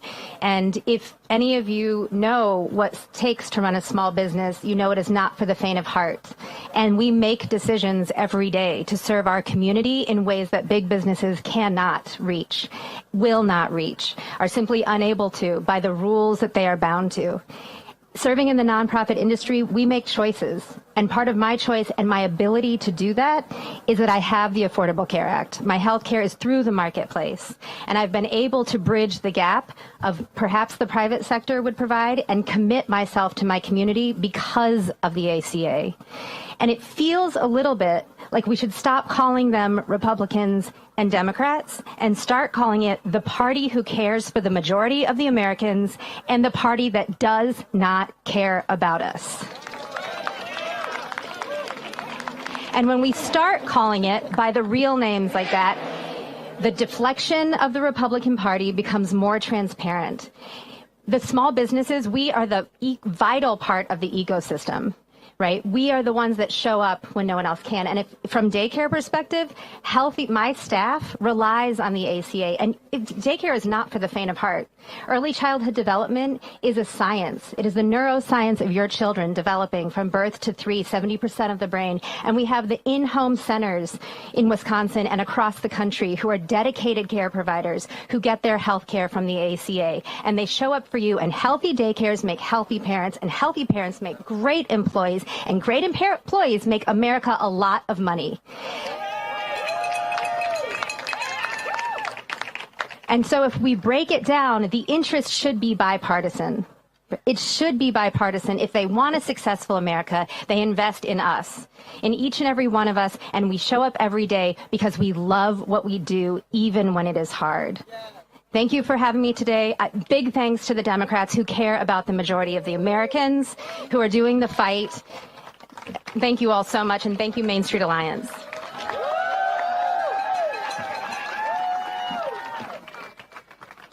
Good evening. My name is Patricia Watson, but everyone calls me Trish. I'm a proud black mama, a daughter of Maryland, a fierce social advocate, a cutie patootie, and a woman who nearly gave 20 years of my life to serving the state as a psychiatrist. That same work left me permanently disabled, and let me be clear, I'm alive today for one reason: Planned Parenthood, Medicaid. And I'm going to pause and let that sink in, because I'm not just a number. I'm a daughter. I'm a mother. I'm someone's sister. I'm your cousin. I'm your neighbor. I'm your friend. I'm your advocate.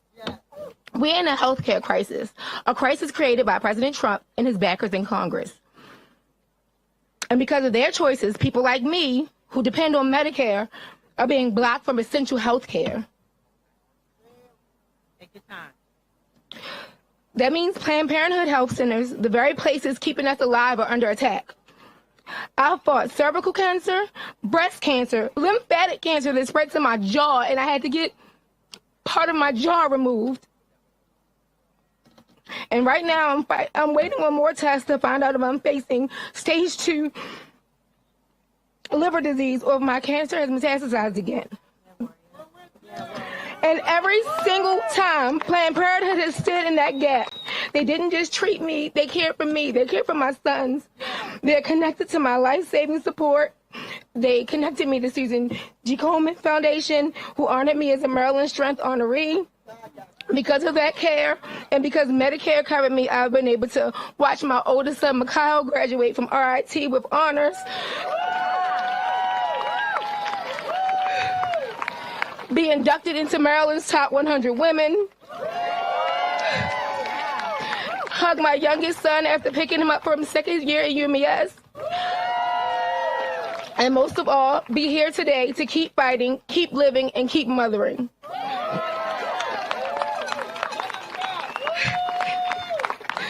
And that's what this is about: values and why it matters. Dignity, access, family, and survival. People like me don't have the luxury of waiting on politics or red tape. We don't need debates. We need care. We need care. We don't need cruelty. We need action. I'm standing here today because Medicaid and Planned Parenthood gave me the chance to keep raising my sons to be amazing men, to keep serving my community and keep living. And that's not charity, that's humanity. That's survival. And let's be real, this is not about parties, it's about people. Protect Medicaid, protect affordable health care, because without it, people like me don't just get left behind, we die. Thank you.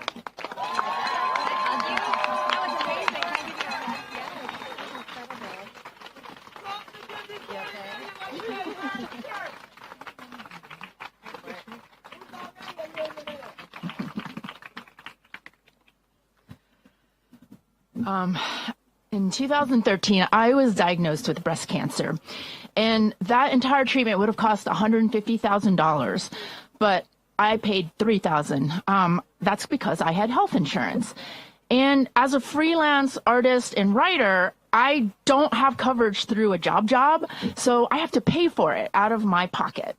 And the year that I had cancer, the insurance, I was paying about a little less than $400 a month. And that's kind of a lot of money for a freelancer, if anybody out here works for themselves. But it was the responsible thing to do. Having health insurance meant that I could get regular checkups, tests, specialists. It led to the early detection of my cancer. It's the reason why I get to stand here today with Tricia. It's the reason why I get follow-up care so that I can keep standing here and keep advocating. So since then, every year the premium goes up, and it's about $1,100 right now. And I expect it to go up again, of course. But the federal, but the tax credit helps to keep it lower. That's what makes it even possible for me to keep paying for it. It's pretty high, but it's absolutely necessary to protect my health, especially given my history. So last month, I got this email from the DC Health Insurance Marketplace, and it said, your tax credits are ending, and I totally freaked out. I started kind of figuring out, like, what does this mean? I mean, based on the past, it means that probably I'm going to be paying double what I have been paying for healthcare. That means I'm going to be paying 20% of my income, 1/5 of my income. And that just blows my mind. I haven't quite figured out how that's going to even happen. So healthcare has always been a priority for me, even when paying for it meant sacrifice, and it's going to be a sacrifice. It's worth paying for because it means that I don't have to wait around until it's too late to find out about a disease that could have been cured if it had been detected soon enough. It means I don't have to forego my entire life savings and my home because of medical bills. I don't have to forego life-saving treatment because I can't afford it. And that's all about to change. I'm one of the people who's just above the 400% of the federal poverty line who's going to be most affected by this. And it sounds like a lot, 400%, but it barely puts me just barely into the middle class. Trust me, like, it's not that much money. And I'm going to be like I said, I'm going to be one of the people who's going to be most hurt when Republicans take away the tax credit. Without the tax credit, I don't know if I'm going to be able to afford health care, the kind of health care that once saved my life and could save my life again. As a freelancer, I already work way more than 40 hours a week. I can't actually take on any more work. I am maxed out. And so I am outraged that Republicans have driven up the health care costs. They're taking away our tax credits. Why? To put more money in billionaires' pockets. It's for their billionaire friends and donors and buddies. It's greed. It's greed. Greed. Greed is not good. Everything costs too much. Everything is getting more expensive every day. Trump and the Republicans are making it worse every day, not just with this, but they're making it worse with their policies, and they're not doing anything to make our lives better. And I'm not just speaking for me and my Democratic friends. I'm speaking for everyone. It does not matter what your political party is. This will affect you. This will make your life worse. So I urge policymakers, do not compromise. Do not compromise on cutting anything, and don't wait another minute. We have to fight back, as our congresspeople said earlier. We must fight back. We cannot compromise now. We cannot compromise for a year from now. We can never compromise, because this is about all of us together and about our basic human right of having health care. I don't want to have to keep worrying about this every time somebody wants more money for their friends or they want more power for them. So thank you so much for letting me be here today, and let's keep fight. Yes, fight back. Thank you.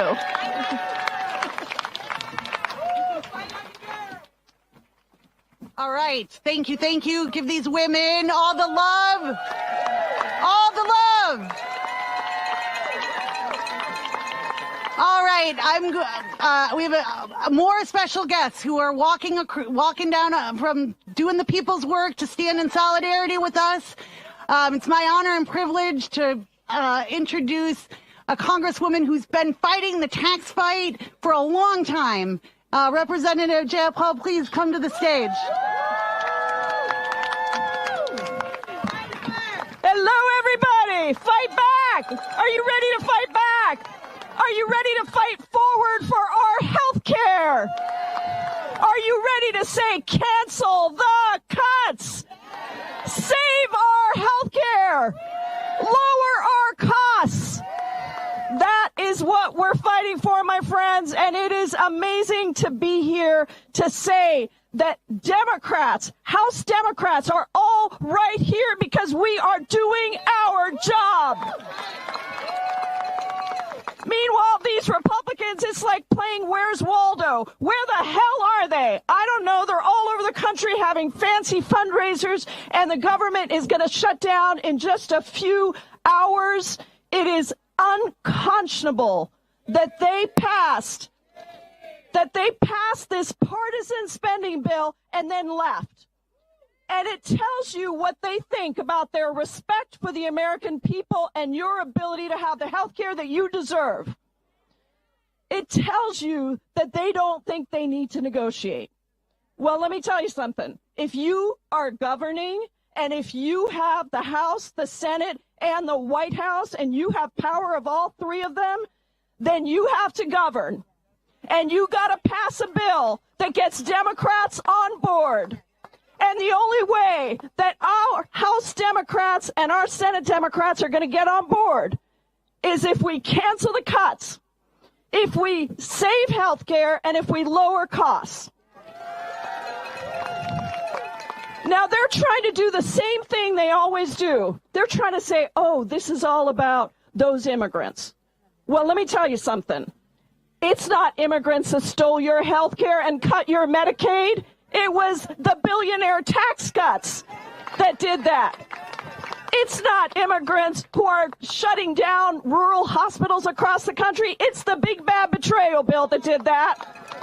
It's not immigrants who are saying don't extend the health care premiums, the subsidies. It's those billionaires who want every dollar to go to them instead of to you. And so we have to be really clear about this fight. We have the strength of the people. The people are on our side. The people know that they deserve health care. The American people know that a mom who's taking care of her two kids on the autism spectrum, or a senior in a nursing home that desperately needs their health care, or any person who is fighting cancer across this country, this is not ideological. This is not partisan. This is not based on where you live. It is something that every American deserves, and House Democrats, Senate Democrats are going to stand up and fight back and make sure that we deliver for you. And we have the incredible honor and privilege of being led by somebody in the House Democratic Caucus who has been showing us what it means to keep Democrats united, who has been showing us what it means to stand up and fight for the affordability of people and not for the billionaires. We have somebody who leads the House Democratic Caucus who has kept us united on every vote, including this last one when we said, no, hell no, we're not voting for your partisan spending bill. So please join me in welcoming our House Democratic leader, Hakeem Jeffries.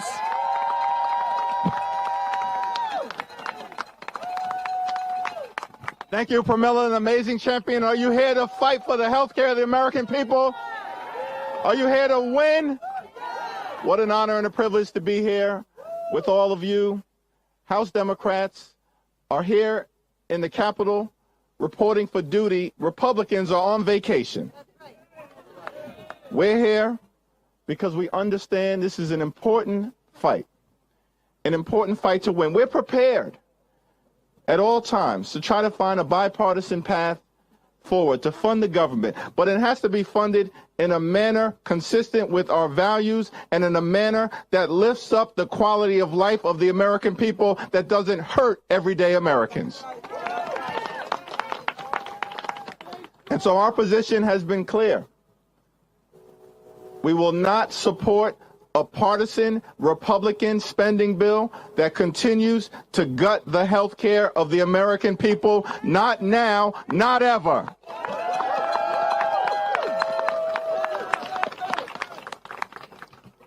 Now, yesterday, Chuck Schumer and I met in the Oval Office with the president and Republican leadership. In that meeting, it was extraordinary. Some of the Republican leaders said health care is extraneous.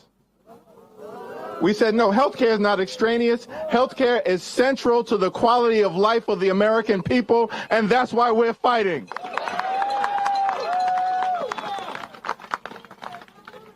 Now, after that meeting, Donald Trump posted this AI video featuring myself and Chuck Schumer. It was a fake video. It was a disgusting video.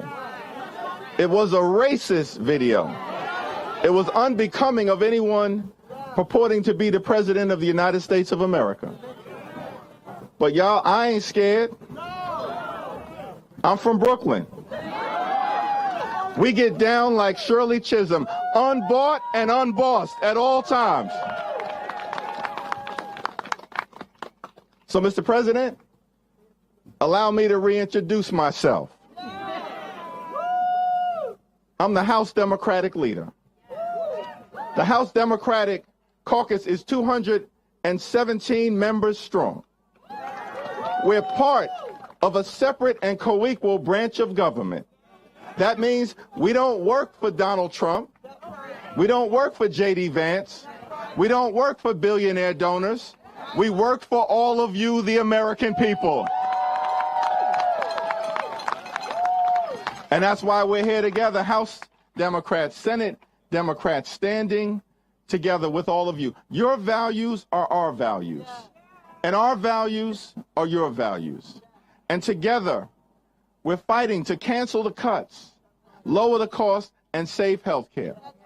We're fighting together for your Medicaid. Are we fighting for your Medicaid? We're fighting together for your Medicaid. We're fighting together for your Medicare. We're fighting together for the Affordable Care Act. We're fighting to protect your hospitals. We're fighting to protect our nursing homes. We're fighting to protect our community-based health clinics. And we're fighting for the principle that in America, the wealthiest country in the history of the world, health care can't simply be a privilege. For the wealthy, the well-off, and the well-connected. We're fighting for the principle that in this country, health care must be a right available to every single American at all times. At all times. At all times. And so this fight won't be easy, but I trust the resiliency of the American people. the heart, the soul, the spirit, and the strength of the American people. We stand on the shoulders of so many giants, many who we've served with, like the great John Lewis, who would always tell us in times of challenge, stand up, show up, speak up for what we know is right. And go out there and get into necessary trouble and good trouble. I said good trouble. I said good trouble. Are you ready for us to hold the line? Are you ready for us to stand strong? Are you ready for us to win this fight? Save your health care, lower costs, make sure we protect the things that matter for you and your families? Are you ready for us to put families and health care over billionaires? Well, I'm here to tell you we're in this fight until we win this fight. God bless each and every one of you.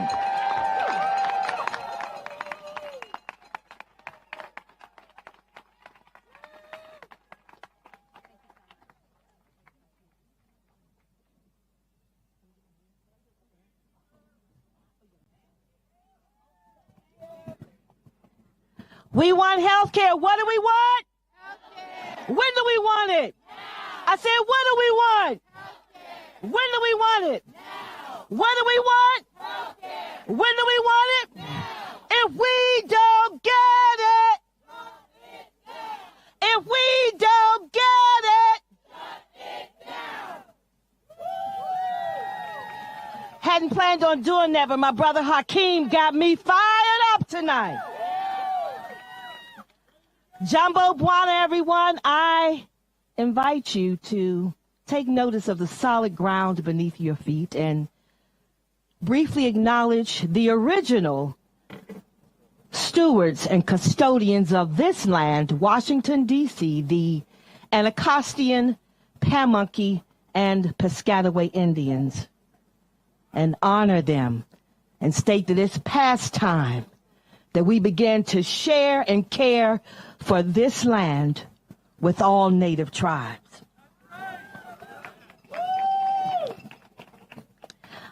I am Fari Gamina Tumpe, a very proud Washingtonian born right here on Capitol Hill, still living in the home where I was born and raised, building community all my life, continuing the legacy of my grandmother and mother, helping to raise children in the community, being the child care workforce behind the workforce, teaching performing arts, and helping to feed the hungry. I worked hard for decades, and now with several autoimmune diseases, I too rely on SSI disability, Medicaid, and Medicare. I am also a two-gen caregiver of 3 differently abled geniuses that have diagnoses that range from autism to severe social and emotional learning disorders, because my youngest child has schizophrenia, and they were born with many developmental delays, and for the past 2 decades, I've dedicated my life to raising them. But like all of my sisters here, and like all of you, I am a healthcare hero. But I shouldn't have to be a healthcare hero in the United States of America. The very Reverend Dr. Martin Luther King Jr. spoke of the civil rights movement and referred to it as the urgency of now. The urgency of now. To have Congress restore health care and prevent looming Affordable Health Care Act premium spikes and the expiration of said act at the end of 2025, the urgency is now. Stop snatching the lifeline of Medicaid from 22 million Americans and possibly shutting down 465 rural hospitals in America. Stop demanding prior authorizations for our life-saving medications. The urgency is now. Ending pro-billionaire agenda to the tune of $1 trillion a year in tax cuts. The urgency is now. There are only 800 billionaires in the United States of America, yet 340 million will suffer at the hands of Republicans in Congress. This big, beautiful bill is dismantling our democracy, and our most reverent prayer is for a caring economy, and the people will move its money and its votes until we live in a caring economy. Make no mistake about it. The power of the people is stronger than the people in power. And we will continue to stage global economic blackouts and global protests against the Trump administration if Republicans don't fund health care.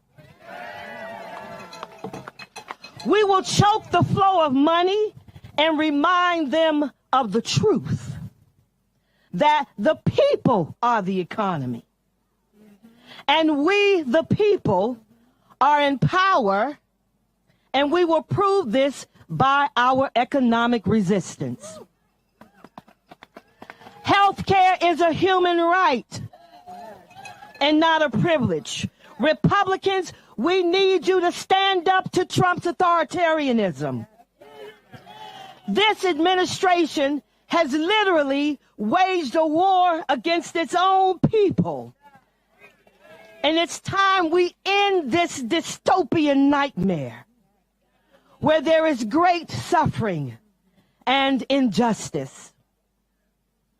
Republicans, I invite you to close with a future-oriented question. What is the story you hope people will tell about you when you're gone? The story I hope people will tell is how I lived to be one with the will of God and the will of the American people, and how I pushed people to be their best in spite of their circumstances. My fellow Americans, don't worry and don't fear. Let us not forget that true retribution is, was, and will always be solely in God's hands and in God's time. And if God chooses to make us wait a bit for that day of retribution, it is because he wants that day to taste that much sweeter. We all need a moment of life that supersedes politics and promotes healthy living and liberty for all Americans.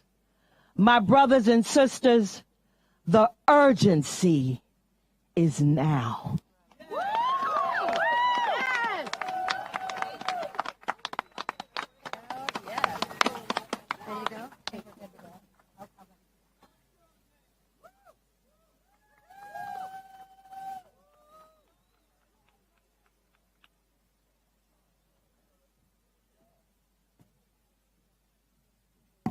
Hi, everybody. Are we still ready for the fight? And the Senate just rejected the vote.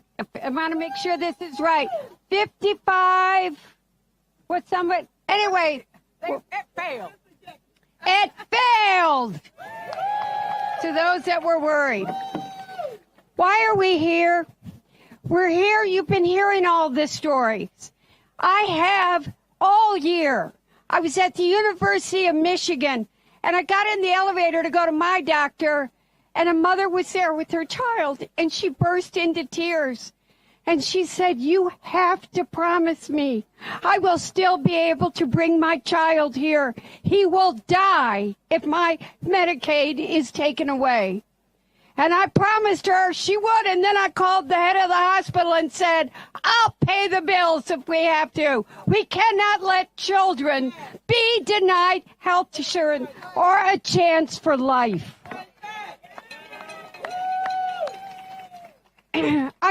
I've been at seniors, and seniors come up to me crying. "My husband is in a long-term care facility. If I lose Medicaid, where will he live? Or does he just die?" And now, here's the reality, as you've heard from so many, that insurance premiums are starting to go out now for 26.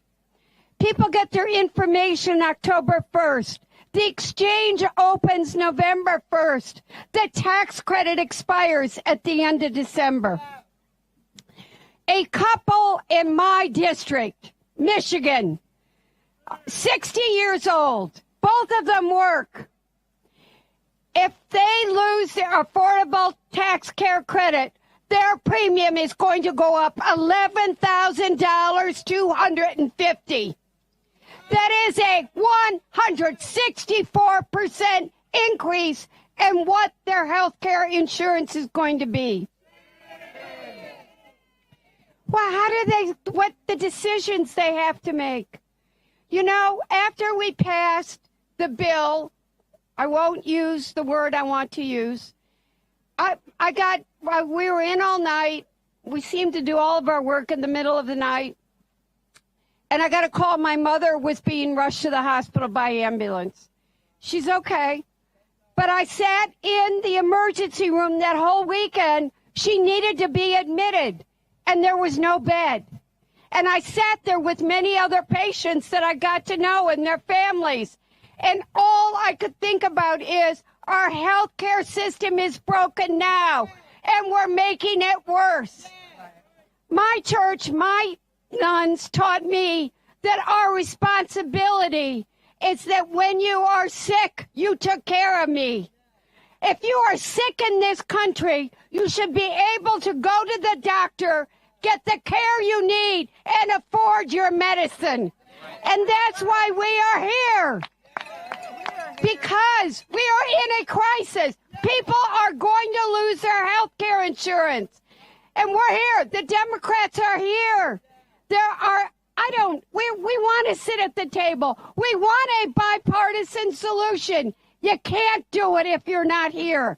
But at some point, it is worth the fight. And for me, telling little children they're not going to die because they've got a right to be able to go to the doctor is worth taking a stand.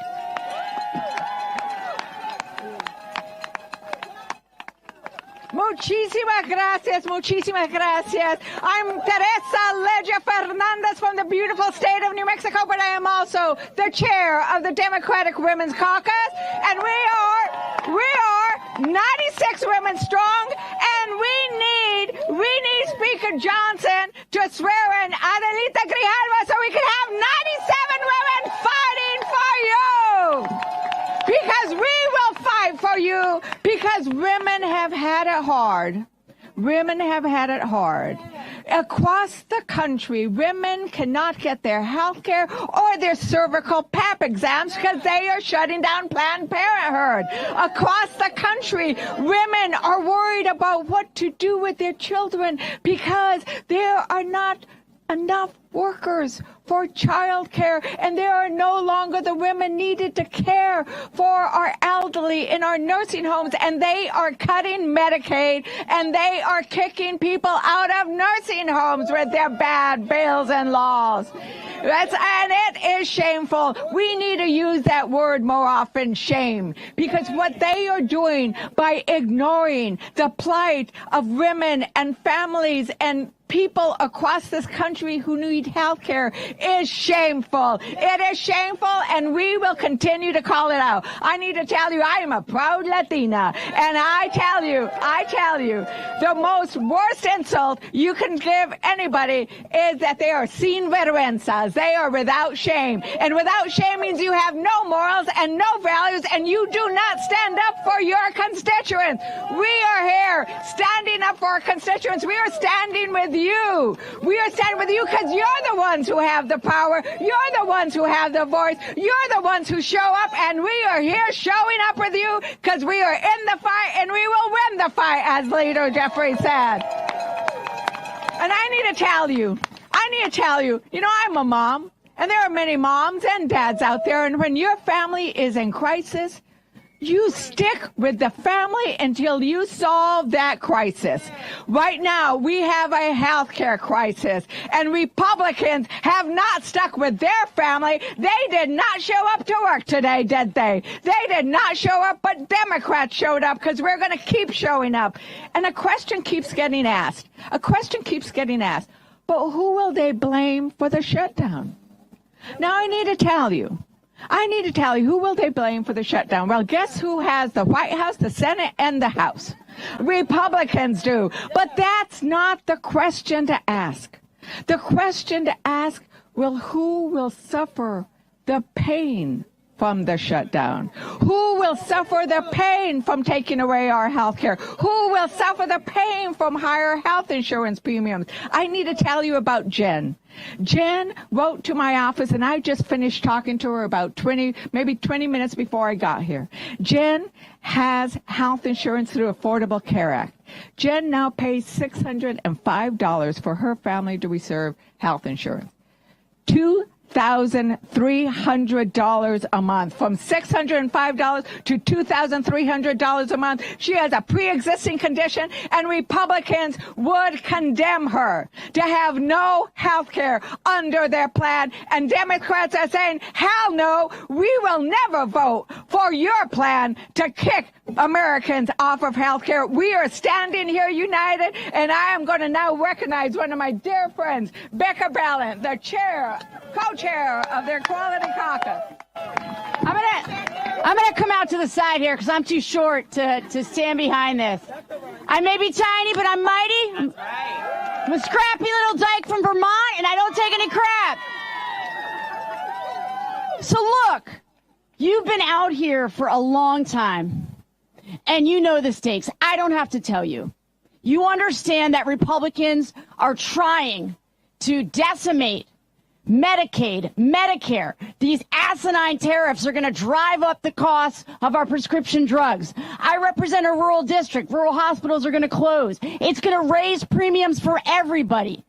And we're out here because Democrats always protect health care. That's what we do. So I appreciate that you have a thank you, Democrats, because we're the ones that for 15 years, they have been trying to dismantle the Affordable Care Act. And every single time, Republicans, and now Donald Trump saying we're going to replace it with something better, they never have a plan. But every single time, Democrats will be here protecting your health care. So look, I want to focus on you. Because what I hear from my constituents, what I hear from my activists, is that people are tired, and they're anxious, and they're weary, and they feel like, how can I possibly keep at it? It's only 9 months in. How are we going to keep at it? And this is where, if only we had the votes. Here's the deal. We have to draw strength and energy from each other. We have to. And I want you to remember, don't ever let anyone tell you that only extraordinary people do extraordinary things. It's ordinary people that do astonishing things every single day. And that's what you're all doing in this fight. So thank you so much for being out here. We are so grateful for you pushing for us to do our best work. Love you all. Thank you for staying to the bitter end. We are standing with all of you.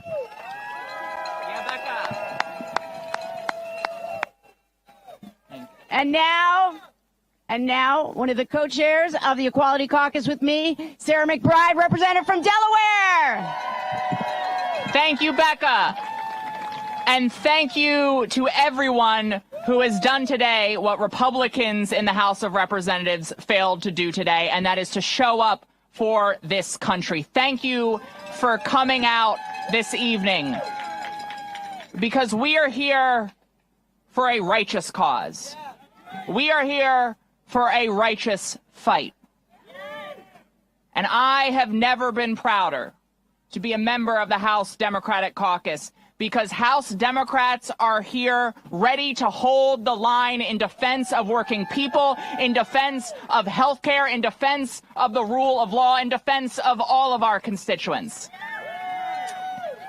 Now, you've been here through a fairly beautiful sunset, but the sun has set on Capitol Hill, and we are now less than 5 hours away from a government shutdown that is the byproduct of Republicans in power. We are here because of one man's insecure and desperate attempt to consolidate power at all costs. We are here because Republicans in Congress, time and time again, are yes men to this authoritarian wannabe. We are here because time and time again, Republicans in Congress will do the bidding of Donald Trump. And we are here because of an unholy alliance between congressional Republicans, Donald Trump, and the billionaires who fueled their campaigns and who facilitated their absolute abuse of power. Now, this past July, Republicans in Congress, over the opposition of every single Democrat, passed a massive tax break for billionaires in an effort to pay off their supporters. The billionaires said, you give us these tax breaks, we'll fund your campaigns, and we'll allow you to destroy our democracy. And in order to just partially pay for it, congressional Republicans and Donald Trump raided the health care of the American people. They created a health care crisis. They inserted a ticking time bomb into the center of the American healthcare system. A ticking time bomb that, as it goes off, will result in the largest cut to Medicaid in American history, and skyrocketing costs for Americans who rely on the Affordable Care Act, putting those plans out of reach. And what happens when millions of Americans lose their health coverage? Well, often they go without care. In many cases, people will die. But people who don't have coverage, they don't never get care. They just get care when they're sicker, and the care is more expensive. And because it is uncovered, the hospitals pass the cost on to everyone else. And when you remove $1 trillion from the American healthcare system, hospitals, federally qualified health centers that are already cash-strapped, particularly in urban and rural communities, they're forced to close, leaving all of the communities that rely on them for care having to drive longer, having to take more time off work, having to wait longer to get the care that they need. We are already starting to live under Trump care. Millions of Americans losing coverage, tens of thousands losing their lives, and everyone else having to pay more and wait longer to get the care that they need. The bomb is going off in the middle of the American healthcare system right now. And that is why Congress cannot afford to wait to address this healthcare cost crisis. It's why House Democrats and Senate Democrats are holding the line in saying, we will work with Republicans to keep this government open, to guarantee that the rule of law prevails, and to address this healthcare crisis. But Republicans, in their shameful and cowardly actions, are nowhere to be seen here. It is shameful. It is shameful. But we also know it's intentional. Because we know that the fuel of Trumpism is the same thing that has fueled authoritarianism across the world. And that is when people are hungry and out of a job, when they're struggling, when they're sick, when they're desperate. That is what fuels Donald Trump. That is what fuels the MAGA movement. And so we are here because lives are on the line. We are here because we want to save and protect healthcare. And we are here because we recognize that if we do not solve this healthcare crisis, it feeds right into Donald Trump's hand. It helps him consolidate power. It helps him continue to fearmonger and scapegoat. And we are here to provide a different future. A future where every single person can get the care that they need. A future where everyone can take care of themselves and their family without having to break the bank. A future where every single working person is able to live and thrive in America. That is the future we will build together. That is the future we fight for. And whether you voted for us in the last election or you didn't, we are here for you, and you are welcome to our cause. Thank you all very much.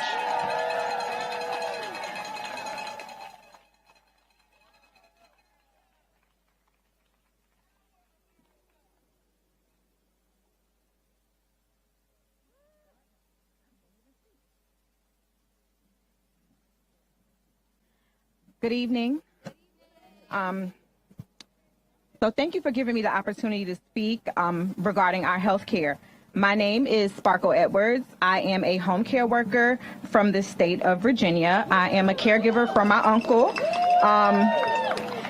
In the height of the pandemic in 2020, my uncle had a stroke. And because of his stroke, he needed care. At the time, my uncle did not have health care coverage because he could not afford it. So our family was paying out of pocket. We were renting medical equipment. Once he got out of the hospital, we were renting medical equipment to cover his care, paying out of pocket for medication. I was acting as a caregiver at that time while working a full-time job, while having my own family. As a result of this, I stopped working to provide care for him full-time. Applied for Medicaid. He was able to get covered, which covered all of his services. He had a cardiologist, a neurologist, a regular primary care doctor, physical therapy, occupational therapy, speech therapy. So all of these services were in place. However, as a home care worker, I was not making enough money to take care of my own family. So I had to go back to work in addition to being a caregiver for my uncle. I have always worked in the Medicaid space. I've worked in Medicaid for over 20 years. I know I don't look like it. I look kind of young, even though it's dark.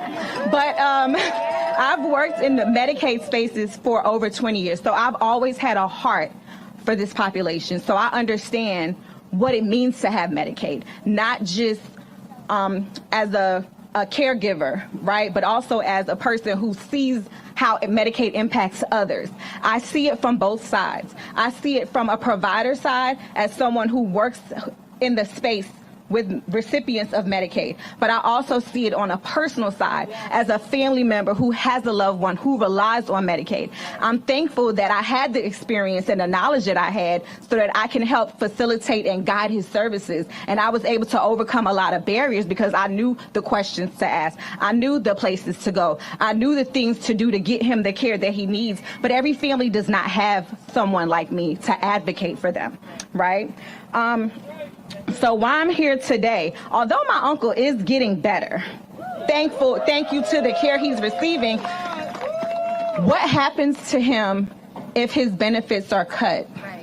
What happens? Do we go back paying out of pocket for a neurologist, for a cardiologist, for physical therapy, for speech therapy, and the 9 medications that he's on 3 times a day? That cost is astronomical. I have not pulled out my calculator to add it up because I know it is outside of my reach. However, home care is something that is close to my heart. Caring for my uncle is something that's close to my heart. Caring for individuals who cannot advocate for themselves is also close to my heart. At present, I've decided to return to school to pursue a master's in healthcare law so that I can continue to advocate for others who cannot advocate for themselves. Healthcare should not be unattainable in this country, right? Healthcare is not a privilege. It is a right to have healthcare, right? Access to quality health care is something that every American should have. Access to quality health care helps to improve our self-esteem. It helps to improve our quality of life. It helps to improve our economy because healthy citizens can support the economy, pay into the economy, work at jobs within this country, pay taxes within this country. So we would be paying back into the system that we're getting from, right? So sometimes it's hard for people to fathom what it looks like to need access to this care. Maybe you know someone that was born blind. Maybe you know someone that was born deaf. Maybe you know someone that was born with some kind of physical or intellectual disability. Anyone can suffer from an accident or a sudden medical emergency. We're all one illness or injury away from being a Medicaid recipient or being someone that relies on disability or Medicare. It's just one illness, one accident, one diagnosis away from needing the same care that they're trying to cut. And all of our health care needs to be affordable.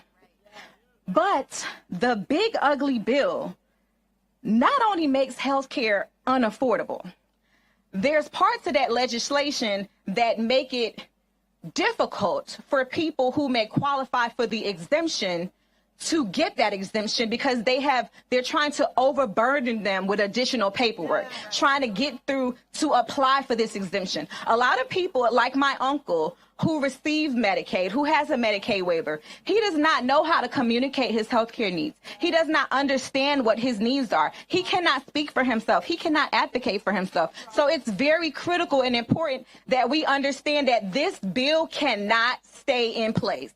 It has to go.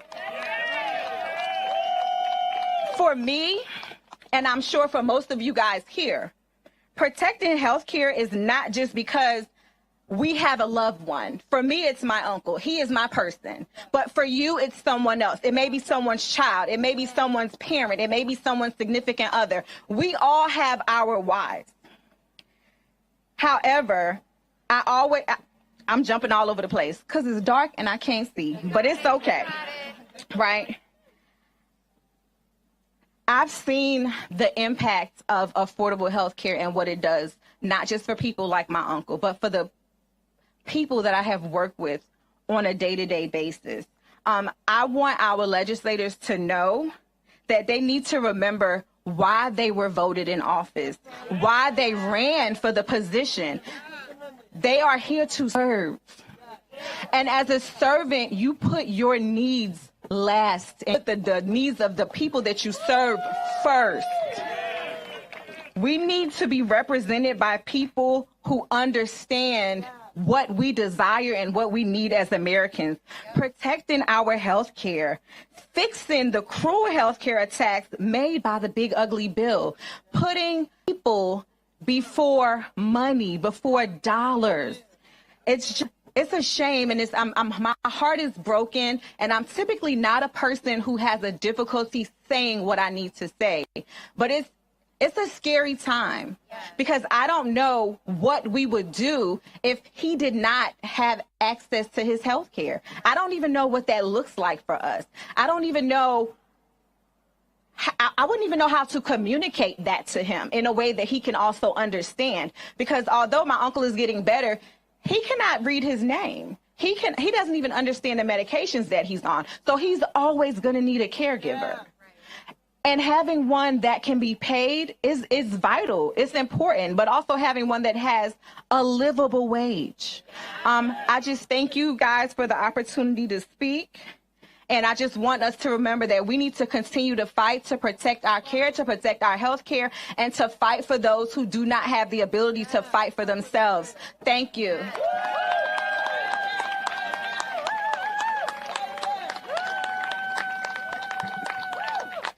What's DC? It's been an amazing day. I have come all the way from Ohio to stand with you all, to stand with our colleagues, and we will continue to fight. Good evening. My name is Katherine Henderson, and I'm a surgical oncology nurse at The Ohio State University, Wexner Medical Center, James Cancer Hospital. I am also very proud to say that I am a member of the Ohio Nurses Association, which is an affiliate of AFT. But I come here today somber.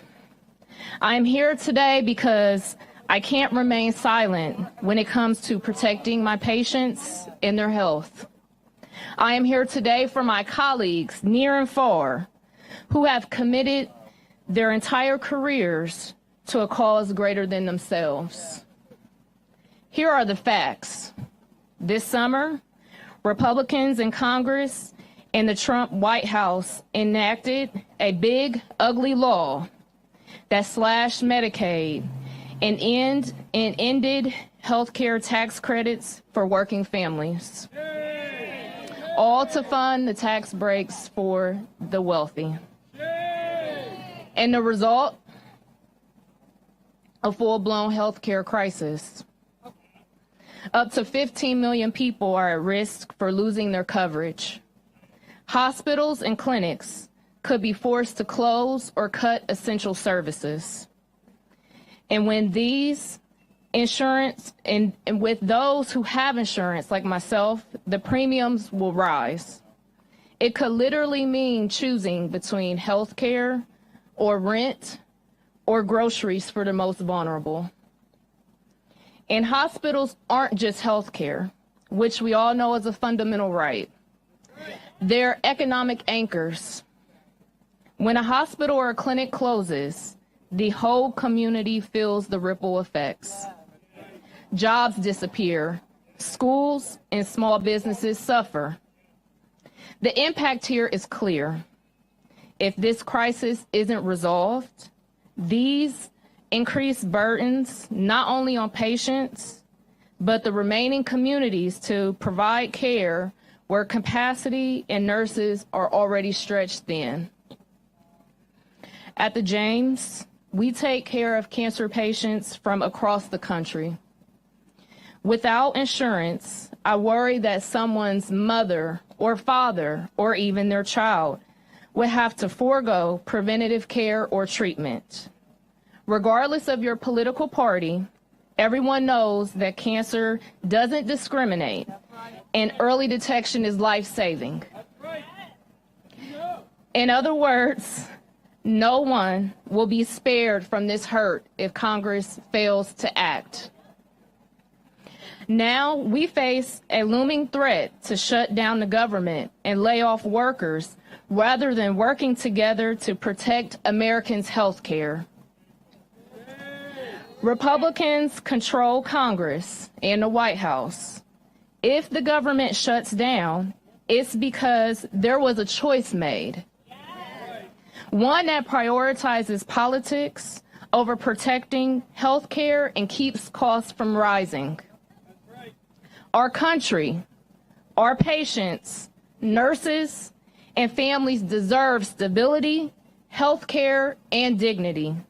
And we're going to fight for it. I urge Republicans to do the right thing. Work across the aisle to find a solution, one that protects health care, lowers costs, and keeps the government open. Thank you.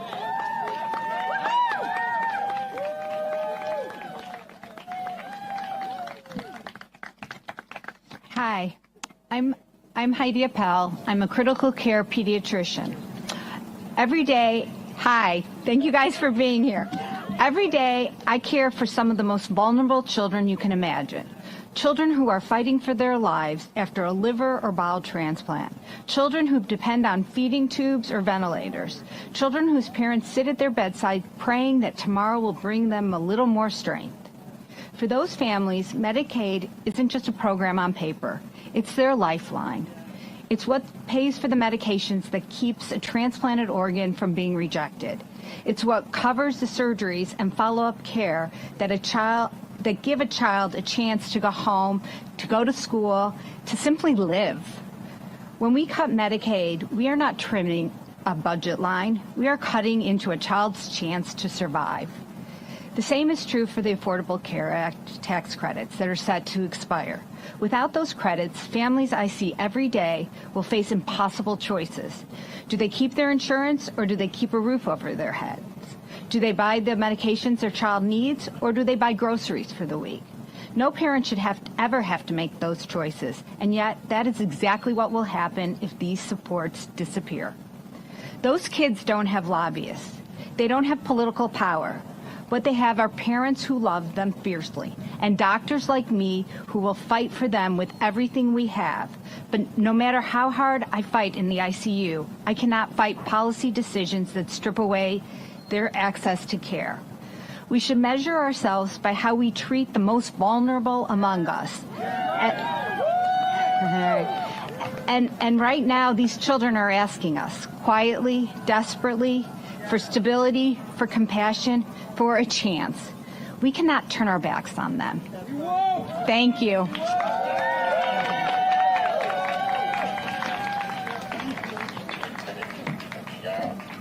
All right, I have an announcement to make.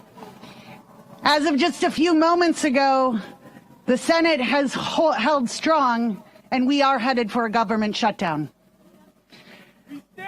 So we stand together. What do we want? Health care now. What do we want? Health care now. What do we want? All right. So we're going to continue on because there are more stories to be told. The next champion that I'm so delighted to bring to the stage hails from Massachusetts, a state that knows exactly what to do because they passed the millionaire's tax. Congresswoman Ayanna Pressley, welcome her with the big Fair Share America welcome.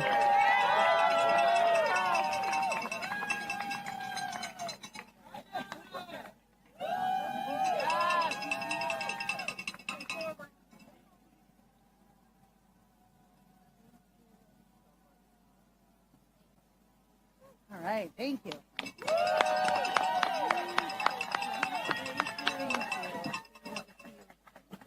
All right, thank you all for your patience. You know, it's I just keep revisiting King's words, where do we go from here, chaos or community? And this is certainly a moment of chaos, of cruelty, of corruption, but yes, of community. And so thank you for your patience while I leaned into that for a moment. You know, it's incredible to be here with all of you, and I would say, you know, on the in the midst of a fight to free D.C. and a military occupation, the fact that we're here is in and of itself a radical act. So thank you for being here tonight. And although I don't know you all personally, I know why you're here. You're here because you give a damn. You're here because you give a damn about your neighbor, your fellow worker, and every single person who calls this country home. I know we keep talking about the impacts of this policy violence on our most vulnerable, but the truth of the matter is, in this moment, we're all vulnerable.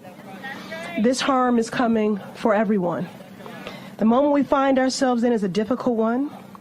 I know my shoulders feel weighted and my heart feels heavy as we stare down this manufactured Republican shutdown, but solidarity is a powerful thing.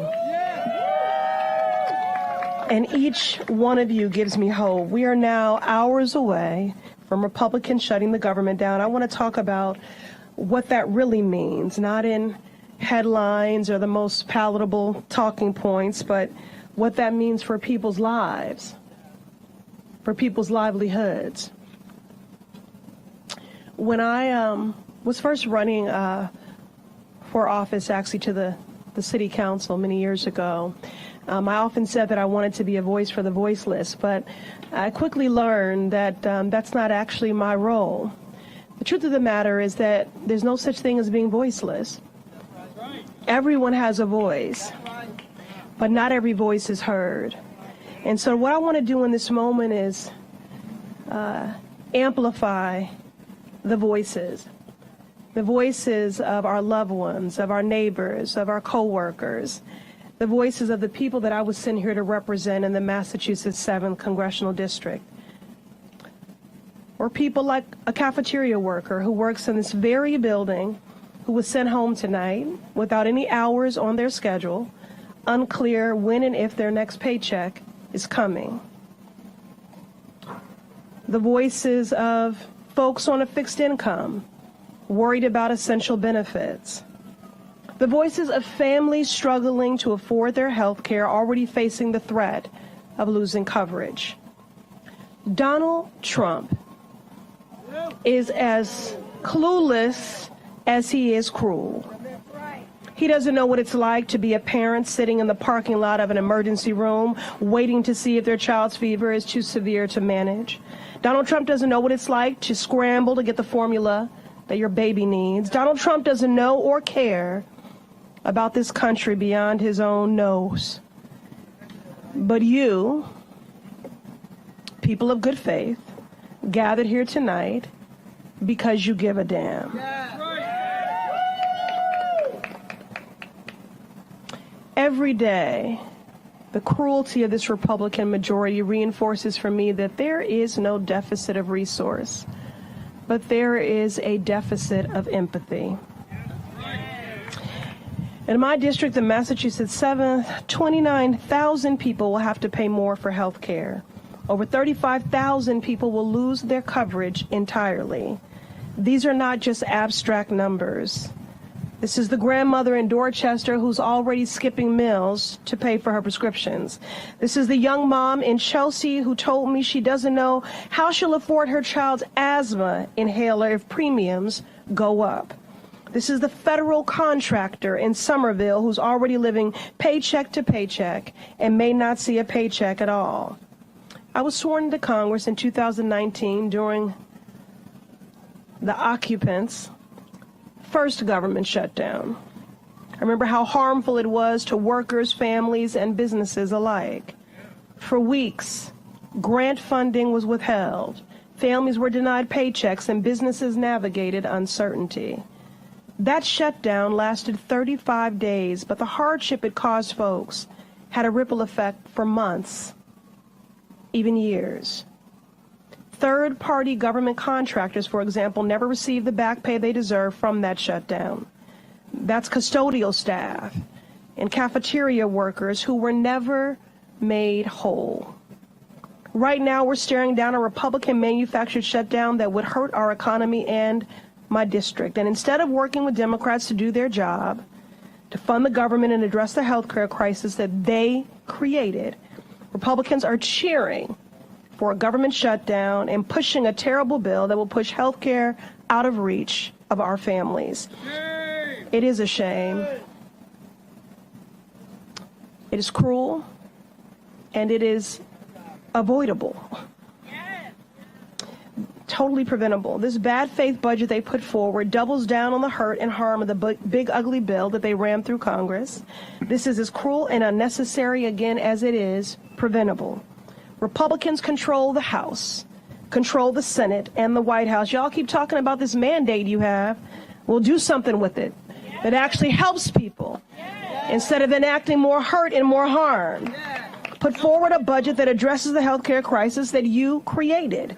Democrats are ready to do just that, ready to keep the government open, ready to protect families, and ready to mitigate the harm from this Republican-made crisis. I want to be clear. I will not stand by. I'm not going quietly into the night while Republicans make our families poorer, sicker, hungrier, and more vulnerable, all in the name of so-called efficiency. That is not what we're here to do.